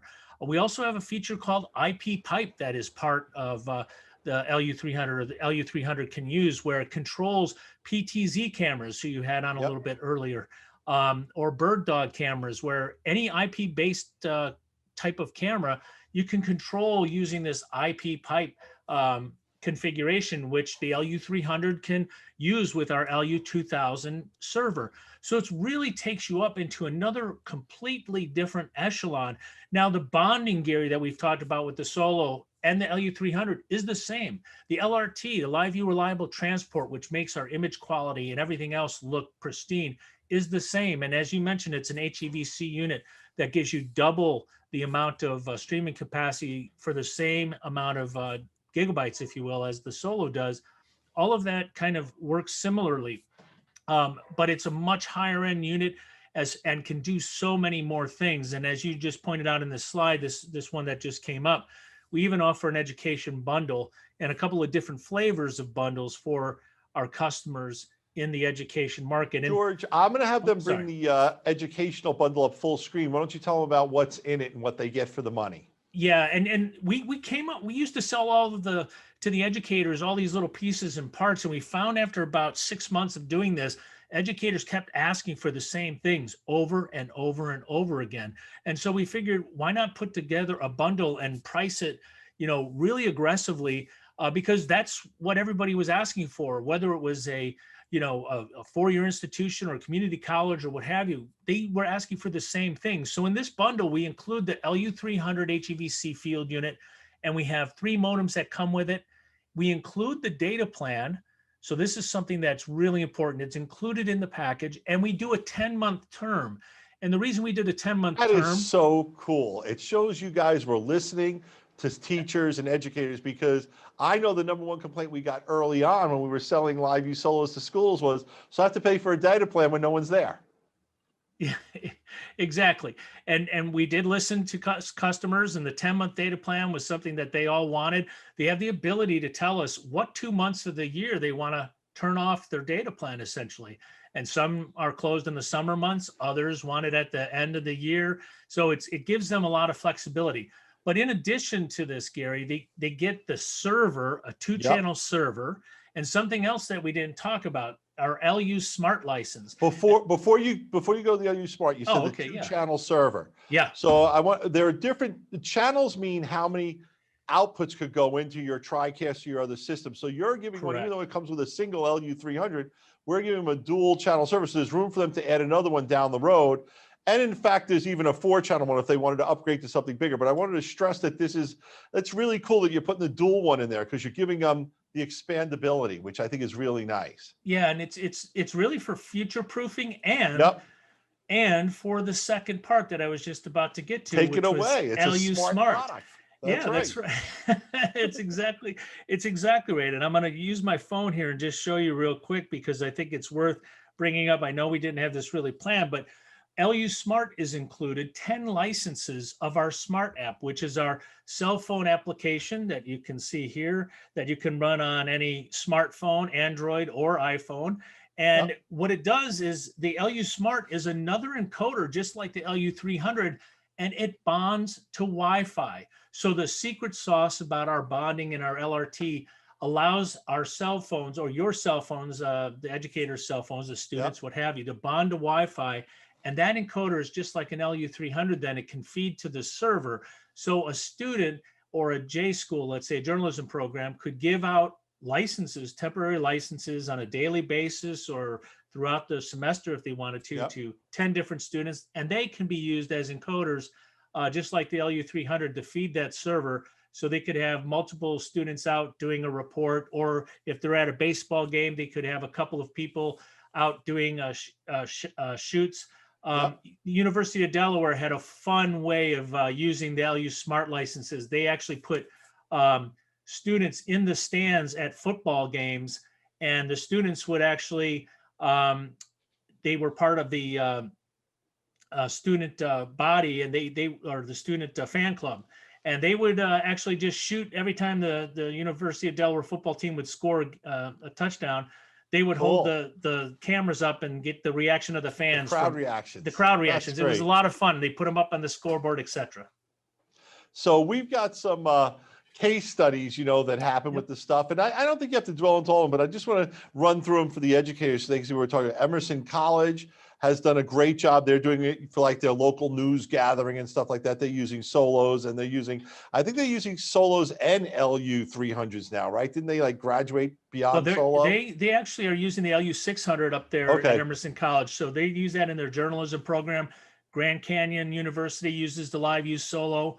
And they've been using that for a little while there, and they use that in their journalism program. Kent State University, they have solo plus the LU300 there, and they use that for their student-run television program, student-run television site. So it's a lot of different universities and high schools, and again, community colleges.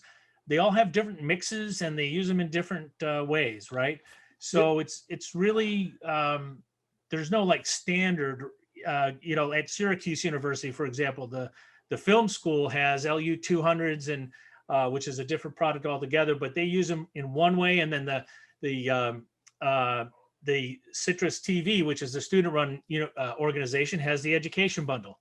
And they use the LRT is the secret sauce that ties all these LiveUs together, regardless of which level you're on. One of the things I think is interesting that I want to talk about also is when you've graduated beyond the solo, great product once again, but when you graduate to this higher end stuff, any LU300 becomes available if you want to share it, and any server has the ability to see another LU300 as long as you cooperate with each other, right? So you could be actually getting in an LU300 from someone on the other side of the country who's not even in your school because they have a LiveU setup too. And I think that's one of the things that's really cool because we talk about collaboration, remote instruction.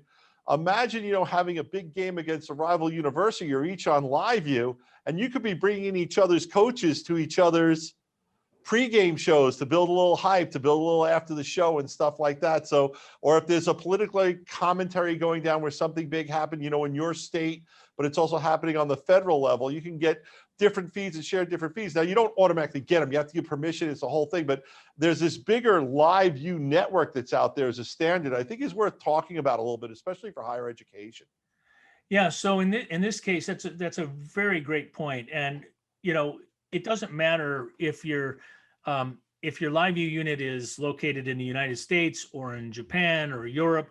Any LiveU unit can be connected to any LiveU server. So what we see a lot in education, especially in the academic setting, is we'll see a lot of guest lecturers being brought in from all over the world. So you might have a class at the University of Georgia, for example, and a faculty member might want to bring somebody in from Germany to speak at their speak to their class. And they'll have a LiveU in Germany, and they'll just use the encoder and connect it right to the server. And it's a very simple process to do with our 24/7 support that we have on these units. And it takes minutes just to make the connection. And we make that connection, and they're streaming live into the classroom. It's very easy, and it's 1, 2, 3 simple, and they do it quite often. But any LiveU LU300 and the higher end units can connect to any LiveU server, very much just like you described. I can't hear you, Gary. Am I muted? Oh, no, now I can hear you. There you go. They muted me so that you could talk. But now everyone can hear me.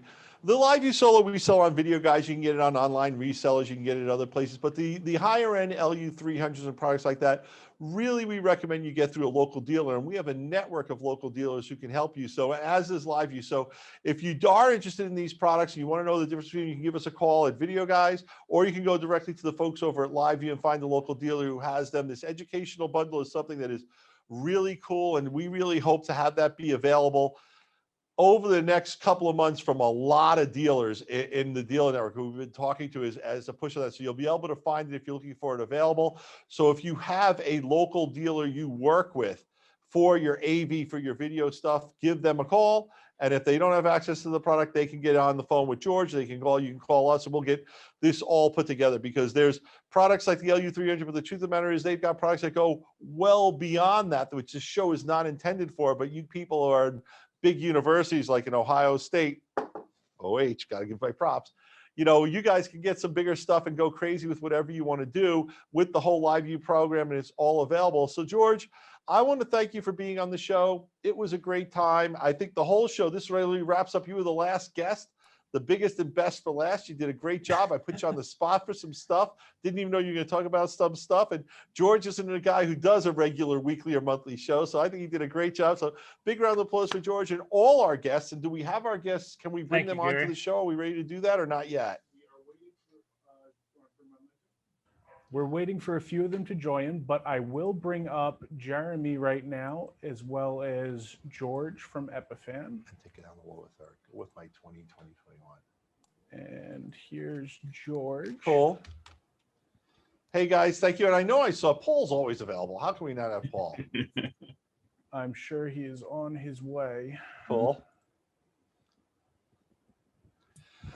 Guys, what I wanted to talk to you a little bit about that wasn't talked about in this show at all, but I know a lot of people in schools, both high schools and universities, are getting involved in this thing called esports. And I want to make sure everyone knows that our products that we've seen in this show are an integral part of making esports possible. So let's talk a little about esports and where you see that coming, in the next year or so. So I'm going to say whoever wants to go first. I saw Jeremy, you smiled the biggest when I said it, so I'll let you start it off. And let's talk esports. And guys, all your mics are live, hopefully, so we can just talk together, and hopefully we'll just be courteous and not talk on top of each other. So unmute your mics and join the conversation. Jeremy, you're up first. Thanks again. Good seeing everybody. Yeah, esports is a massively growing market. And we're not talking just like on the high end game side, but also like university level. Their whole universities are building out their own infrastructure. You know, Ball State just had a big press write up about their new facility. And yes, it is running with the TriCaster in the backbone. A lot of other NDI products really make esports very easy and effective to scale. Even on the small end side, you know, the regional, you know, local guys are doing stuff here and there, but then also on the huge, large national events, stadium events, things like that overseas. There's a lot of growing esports markets all over the place. And Paul, I know you guys have done a lot of work with some local high schools with some esports and esports teams. So share a little bit about what you're doing there. Yeah, one of the most exciting things about esports is the kids coming in these days. They're so excited about video games, but they're also excited about video production, streaming, journalism, shoutcasting, and esports clubs are finally getting into athletics. These kids are going into higher education with higher expectations. I just think it's amazing that what's happening out there, the culture is growing so quickly and it's going beyond gaming, which is what makes me really excited. It's not just about the gamers anymore. It's about the video operators. It's about, as I mentioned, the journalists, the multiple career paths that are available for students beyond gaming. The industry is so big that we need a new generation of kids who have all kinds of skills, and they can learn many of these skills by being involved with their esports teams. Just think about it. How different it is to be involved in an esports program than it is a football team. Like if you're want to be in football, you can be like a cheerleader or a football player. But with esports, there's just so many great new opportunities, and that's what really makes it exciting for me. George, I see you nodding on this. I know this is George from, we got two Georges. So yeah. George from Epiphan, jump in a little bit. Yeah, I actually kind of agree with Paul there. Not so much because here at Epiphan, esports is not really a huge thing for us as a company, but for myself personally, I actually completely agree with Paul that it's all about the kind of extra things in the periphery around it, right? Teaching people about streaming, right? You know, Twitch is primarily a game platform for individuals to stream, but that's had a huge impact. I have friends in other entertainment sectors like stand-up comedians and stuff like that who through the pandemic have had to pivot because they can't do clubs and things like that. And these guys don't know anything about streaming and they've had to learn it from scratch. So to Paul's point is that the kids coming up, if they're getting into these esports programs, even if they're not necessarily going to be a pro at video games, they're getting exposed to the technology that's going to lead them into the jobs of the future through that path. So for me, that's what I'm excited about.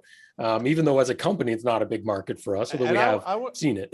I want to jump in a little bit because, you know, I'm on my local board of ed. So it's something that, you know, public education is a passion of mine. But one of the things we're always looking for is what can engage that kid better. And, you know, let's admit it, that some of these kids who are into gaming, skateboarding, they tend to be the disenfranchised ones, the ones who maybe cut school or, you know, don't necessarily drop out, but they all of a sudden get disinterested. This esports, live streaming, video production, that's a great way to bring a whole group of kids to make them want to come to school, to make school exciting for them. And I think, you know, that's one of the things that I think gets overlooked about these programs a lot. It's the kids who get into it.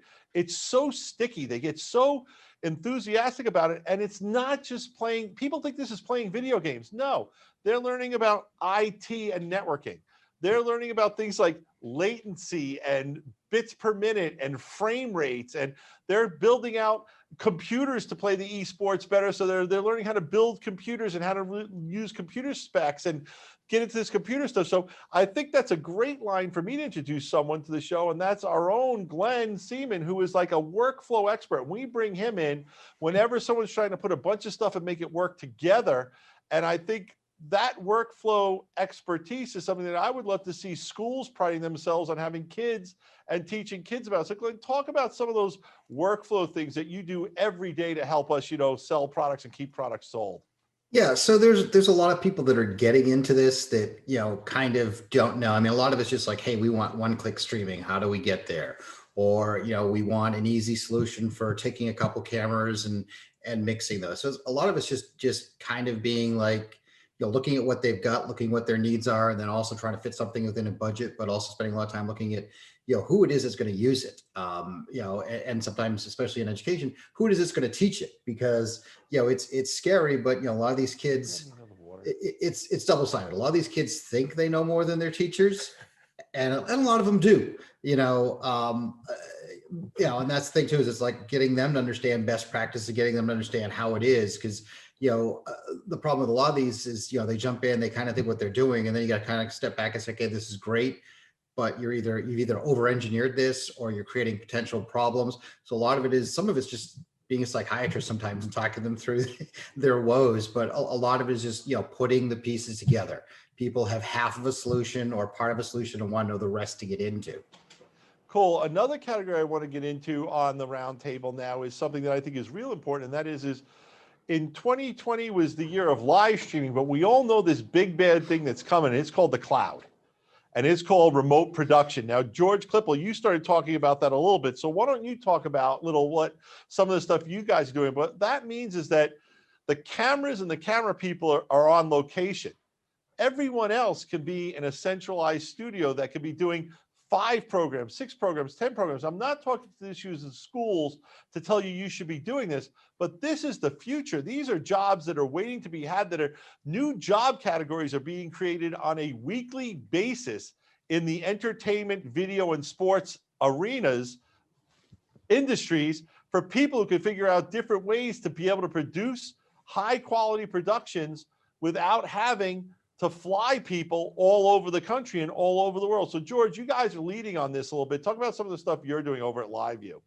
Yeah, 5 years ago when I got here, everybody and their brother was still doing, fly packs and sending crews everywhere, and satellite was still the number one thing that people were doing for remote workflows, right? Or workflows and jobs and going out in the field. But now, especially in the last 3 years, we've seen this massive uptick in what we call at-home production workflows or REMI workflows.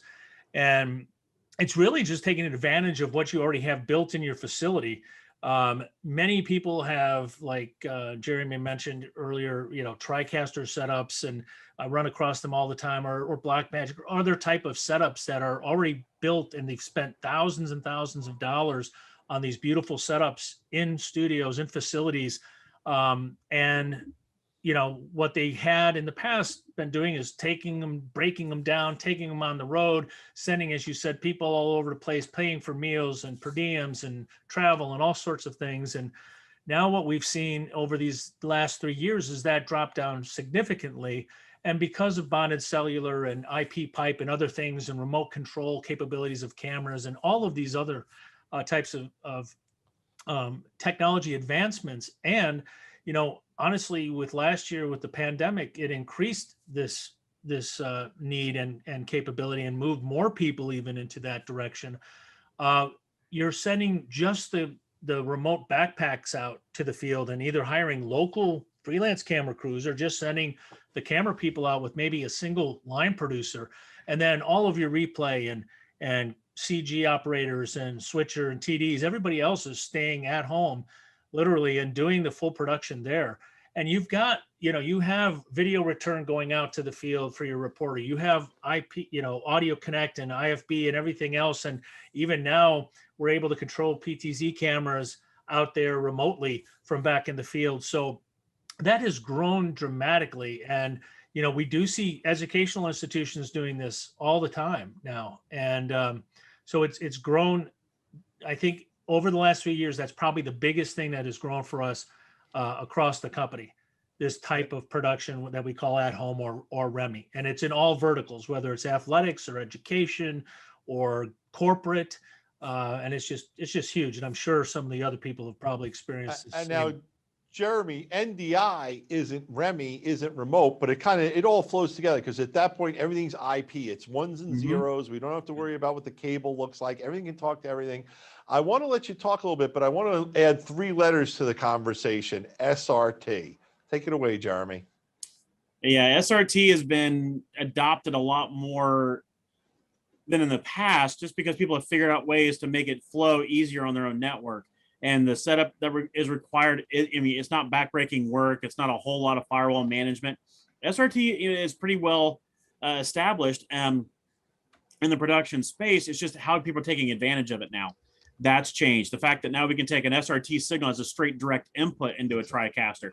So then that gets around a lot of the firewall issues or NDI's because NDI is based on local area network. However, the world's changing when it comes to that. So in the cloud example, trying to get up to AWS or Azure or things like that, where you've got nodes and different elements. Now there's different ways to connect up.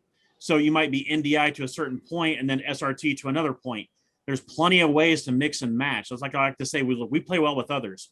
And everybody on this call, all of our gear can talk to each other. That's the other cool part about it. And it's like we're not forcing anyone. George from Epiphan, talk about that a little bit, because your pearls are about the most affordable SRT endpoints in the planet. Yeah, I mean, Jeremy nailed it, right? It's one of the beauties of SRT is the fact that, you have this huge collection of companies that are part of the SRT Alliance, and we all like to play, right? You get together sometimes and you play around with interop and see how it works. But, certainly in the past year, it was established, it was going really well. And then the past year, it's absolutely exploded. The amount of interest in the conversations I have on a daily basis around SRT now, whether it's simple point-to-point or remote contribution from multiple points or whatever it might be, it's totally game-changing. One of the best ones I wish I could talk about, unfortunately, I'm not allowed to name it, but a certain organization that is absolutely huge in the US is looking at it as a way of regaining their own direct control away from traditional broadcast networks because they didn't like what they were getting. Mm-hmm. But being able to use affordable encoders, in our case, they're looking at like our Pearl Nanos, super small little single encoders that can send SRT and then aggregate them somewhere and do something else with it. Maybe blend in some NDI sources. They might just put a PTZ camera on there, and all of a sudden you end up with this amazing ecosystem that they control. And then to George's point, cloud-based control over all these different things. And tying that back into education, I actually saw a post on Reddit just yesterday where someone was begging to find remote operators, and they can't find anyone to hire because it's such a new field and there's nobody available. And we've been doing this ourselves internally for the past year with SRT, but it's like, who do you hire if you need this? It's so new. So it's definitely a place where schools need to get into it quick because. And I see Paul grinning because I think he's going to tell us how he's actually, they're putting SRT right into the camera, right, Paul? That's true. We did just announce NDI version 4 and SRT. I think they're both incredible. This is going to be great together, right? They go hand in hand. I think they work together, and this is going to be the next big thing. I still think we're very much in the early stages of this. I do not think we are at mass adoption in any way. If you look at the way Zoom has been mass adopted, I would see this, that's what we're kind of going to see in the next 5 years with this type of technology. The first time I got a peek at, we're in the robotics industry, right? Camera robotics. So remotely controlling a camera in low latency from anywhere in the world has always been the dream. The first time I ever saw that actually work in practice, coming back to education, was, you could control my camera right now through Zoom. And Zoom's actually had that for 4 or 5 years, yet not that many people even knew who Zoom was 4 or 5 years ago. So ask a normal person if they know what SRT is. They don't know what it is. Even NDI is still gaining traction and still isn't at mass adoption. So it's going to be a huge, you're doing a great job here, Jim and Gary, putting this together, because it's really going to come down to an education thing. The technology is just about easy enough for anybody to use, not quite. Because Jeremy, when you talk about configuring firewalls and ports, you've lost 95% of educators. But you haven't, because there yet. You haven't, because I was going to actually add that. That's actually, I've been doing a lot of this with SRT and other cloud solutions. The beauty is this is where education fits in, because I always joke, whenever I'm trying to set up a firewall for somebody, wherever I'm trying to do that, I jokingly ask, do you have a teenage kid at home? Because they know how to open up ports. They know how to do that because they're all gamers. And that's a huge skill, and that's real. And SRT is never going to be like a household term, but like Paul, what you're doing with SRT in the camera, we're regularly getting calls about people like, we want something better than the Zoom call. We want better quality. We want that. Can we get a different camera? I'm like, yes, but it's still going down to that WebRTC protocol and you're at the limit of your network bandwidth and everything. But if you can say, here's a camera that's going to get you that higher quality, that's beautiful. And then again, but again, and those ports, things like that. So those are the great areas. Kids are great at that. Kids can have no fear. I think that's the thing is kids have no fear about going into a network switch and tweaking things where adults are a little hesitant. If I can add something too, I think I want to agree with Paul on one thing, and that is, or I'll add to it, I guess. NDI is almost like Kleenex today. When I started at LiveU, everywhere I would go, I would just go around and I'd see a TriCaster here, a TriCaster there, a TriCaster here, a TriCaster there. And LiveU was one of the first, if not the first company to support NDI natively out of our server. And I love that fact. George, I think it was at the NewTek NAB event that you had just started with LiveU that I met you, that we started the conversation about us carrying LiveU. We did. And the nice thing about the transition to SRT, I think it's going to take a while for SRT to catch on like NDI's caught on now. I mean, SRT has been around, like Jeremy mentioned, and I think George did as well. Great name, by the way, George. But NDI, has been around for so long. SRT is going to catch up, and it is. I don't know where it's going to go. I mean, we just announced our support first time ever for SRT. With Avid Media Central Stream, and that's going to open up a huge market for us. And I think that's going to lead us to SRT into NewTek and everything else. So the sky's the limit for us. But I think at the end of the day, it's going to be, it's just going to that adoption is just going to open up as Paul, your cameras are opening up to SRT, and George, you're doing more with it. As more and more manufacturers go into this SRT world, I think it's just going to really just start to develop more and more people will start using it and get accustomed. So we dove a little bit overly into the tech side of thing on the roundtable, which I really wanted to do, but I want to make an appeal to the educators who are on here now, and that is our industry needs you to produce the future leaders for our tech stuff. So when you're a college and a university, we really need you guys to adopt not just using this technology, but creating the people who take this technology to the next level, who really dive into it, become the people who make broadcast point to point anywhere in the world, video everywhere. We're on the brink of this revolution.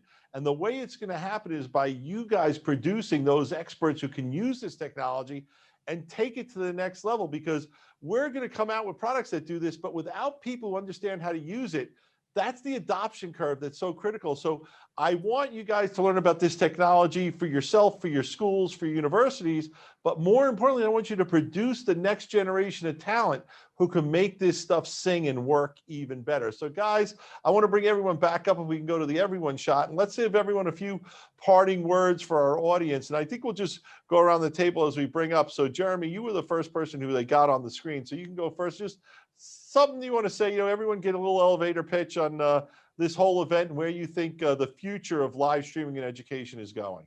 Well, something just to add on to the comments that you just made, it's not only the educators producing the content, but push us as manufacturers into areas and ways that you want to see us grow to further, complement either your ideas or what you're coming up with and the use cases. Push us to make us better as well. So if you come up with new ideas or new ways to link things together or content contribution or whatnot, and then come and say, hey, can we pull this stuff off? And I can, probably speak for everyone here. Yeah, we can, because we all work together. We're not exclusionary either. And our goal is to make everybody better. That's the other cool part about SRT and NDI. It's not an either or. None of our stuff here is exclusionary. We all want to work together because, the rising tide lifts all boats. So why not push us? Come up with some ideas. Let's talk. George, your thoughts? George from Epiphan. I got to remember, I got two Georges. Yeah. No, I completely agree with Jeremy. It's exactly that. And Gary, credit to you guys at Video Guys is that you pulled together a group of people and companies that as Jeremy said, are not exclusionary. We all know each other. We all met each other at various different times, virtually or in person in the past. And I think all the companies represented here love to listen to customers and love to figure out what the next step is and how to push that boundary forward. And we only get there by listening to the users or challenging ourselves. And that's something here at Epiphan we're really proud of, that we listen to that feedback through our customers directly and through our partners like you guys, and kind of, what do we need to deliver to drive this forward, and how do we serve everyone better in the end? And again, whether it's technologies or whether it's just usability things, there's always a new frontier to tackle. And that's something that we're looking towards. And part of that is to inspire people. So we're always creating content to put out there. And Paul's great at this at PTZOptics as well, just creating a ton of content to get those conversations going, so that hopefully, people can learn from each other and learn how other people do things and then make it better. Awesome. Paul, he mentioned you, so you go next. Well, thank you, George. And I'm a big fan of what you guys have been producing lately. It's really great to be an educational company. One thing I'll just say is that, this was a crazy year. This was a very difficult time. And so a lot of educators found themselves without the technology they needed to create the type of class and educational experience that they wanted to. So now we're getting the chance to kind of look back at the spring and the fall and go, oh my gosh, how can we do this better? And a big part of that is rethinking the way that we use technology in our classrooms. And, Zoom was the easiest thing and I still think it's an amazing tool. Now we're looking at, okay, what could we do? It was like now we're going to 2.0 here. And I think 2.0 of remote learning, distance learning, lecture capture is going to be so much better because we were forced to train ourselves how to use all of this stuff. Now we're thinking about where are we going to replace that camera? How are we going to make the audio better? Everyone's becoming an AV tech now. Even teachers are complaining about their video production quality, which is a good thing. Everything is getting pushed forward at a speed faster than any of us thought would ever happen. So take some time to just take a breather. Just go to a retreat, take a week off in the summer. I know a lot of educators get to take some time off and just breathe and reflect, because now we're coming onto this 2.0 wave, and just take what you learned and have an open ear. Listen to the teachers, listen to the students. You'll figure out what they want to grow. Everyone's unique, but at the end of the day, we're all trying to be prepared for this new future that is not going to be everyone in person. And so that door has closed. The new door is open. Just be ready to go through that door and take everything you learned with you. Spot on, Paul. Shane, you're a little late to the roundtable, but you're still here. So tell us a little bit about where you see, the future of live streaming and remote education is going. Can't hear him. You're muted, buddy. There you go. About now. We got you. I think Paul was spot on. Does everyone have to take a drink if you have to remind someone they're muted on a Zoom? Isn't that a drinking game? Is that one of the cues? There's these, or yeah. Being in the second phase, and like Paul was saying, slowing down and kind of seeing where we're at. There's something that's happened behind the scenes, on our side with all of us, is we have integrations between all of our platforms, and they all work well together. And they did before, but when all these people were coming in and, in whatever production they were looking for, they're like, you start with, I need a camera, I need a mic, I need some way to push this out or encode this out to a destination. All of those things have been packaged so nicely now. So we can sit back and just realize that all of us are working together and providing quality solutions and in packages for these customers. And the number one conversation that I have every day now that it's kind of the panic is down, is it's back to fundamentals. It's back to, composing your shot, lighting your shot, getting good content out there, using the resources you have available to you to really push your message, your lecture, your instruction, and bring it back to, half the reason I made it through college is I had awesome professors, teachers, and instructors who delivered their message so well. And it's really hard for me to sit in a Zoom meeting and get engaged. So round two, I think we're gonna lift the production value. We're gonna see some good stuff and Cool. all these integrations. George Klippel? Yeah, I'm From gonna LiveU? go. Yep. Thanks, Gary. I love Paul's analogy. We all need a little bit of a sabbatical and to take a deep breath and reflect some. But I will say, from our perspective, the education vertical was very strong this past year and continues to be strong. Um, Amazingly, I will say that. And what's really interesting, I find in this panel, from just a corporate perspective, the technology focus and the products that have come out over the last year, it seems that hasn't slowed down. The technology train keeps moving forward, and the advances. You're right, exactly. Sound effects, Gary. I love it. You're a good backup band. Um, we have some things coming out shortly that are just going to be mind blowing, I think, and the education groups are going to love it. And I think, the sky's the limit coming up after we get some time to breathe a little bit and relax a little bit.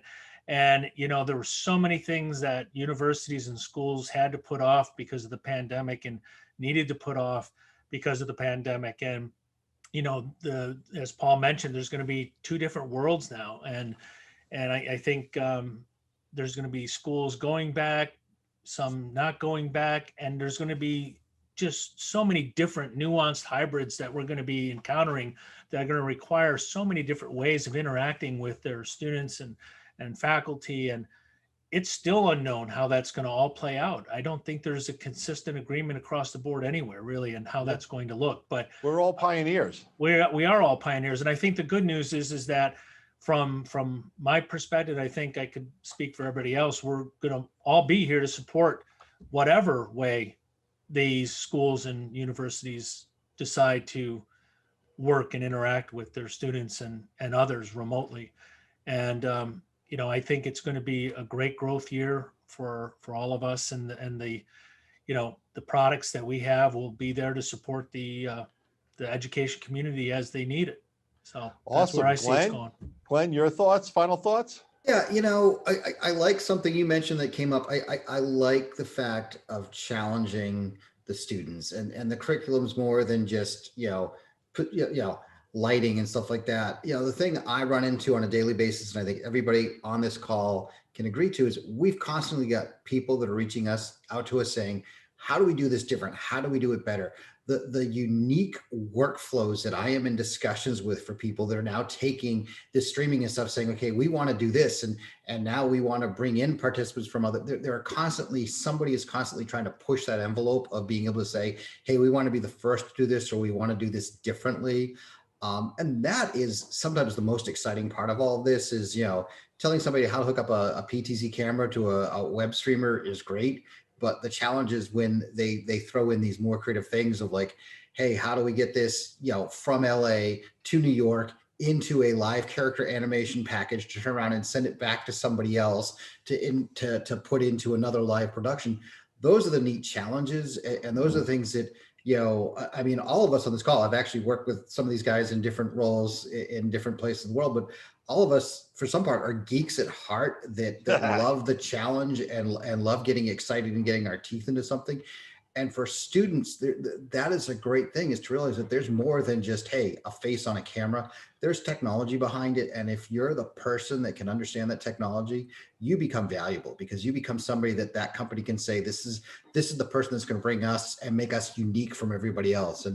And that's a lot of what's going on now too, is, you said it, in 2020, we got video working. In 2021, we make it better. That's going on everywhere. Everybody just last year had to get live streaming. Now everybody is saying, how do we make our program different? How do we make, whether that be a broadcast show that's bringing in remote guests, or whether it be a corporate video or whatnot, they're all trying to get it better to engage their audience and to do unique, different things that make them different from everybody else. And that's a huge area for kids to get into as well. And educators need to focus on the fact that there's a lot of technology behind the scenes that people can get their teeth into.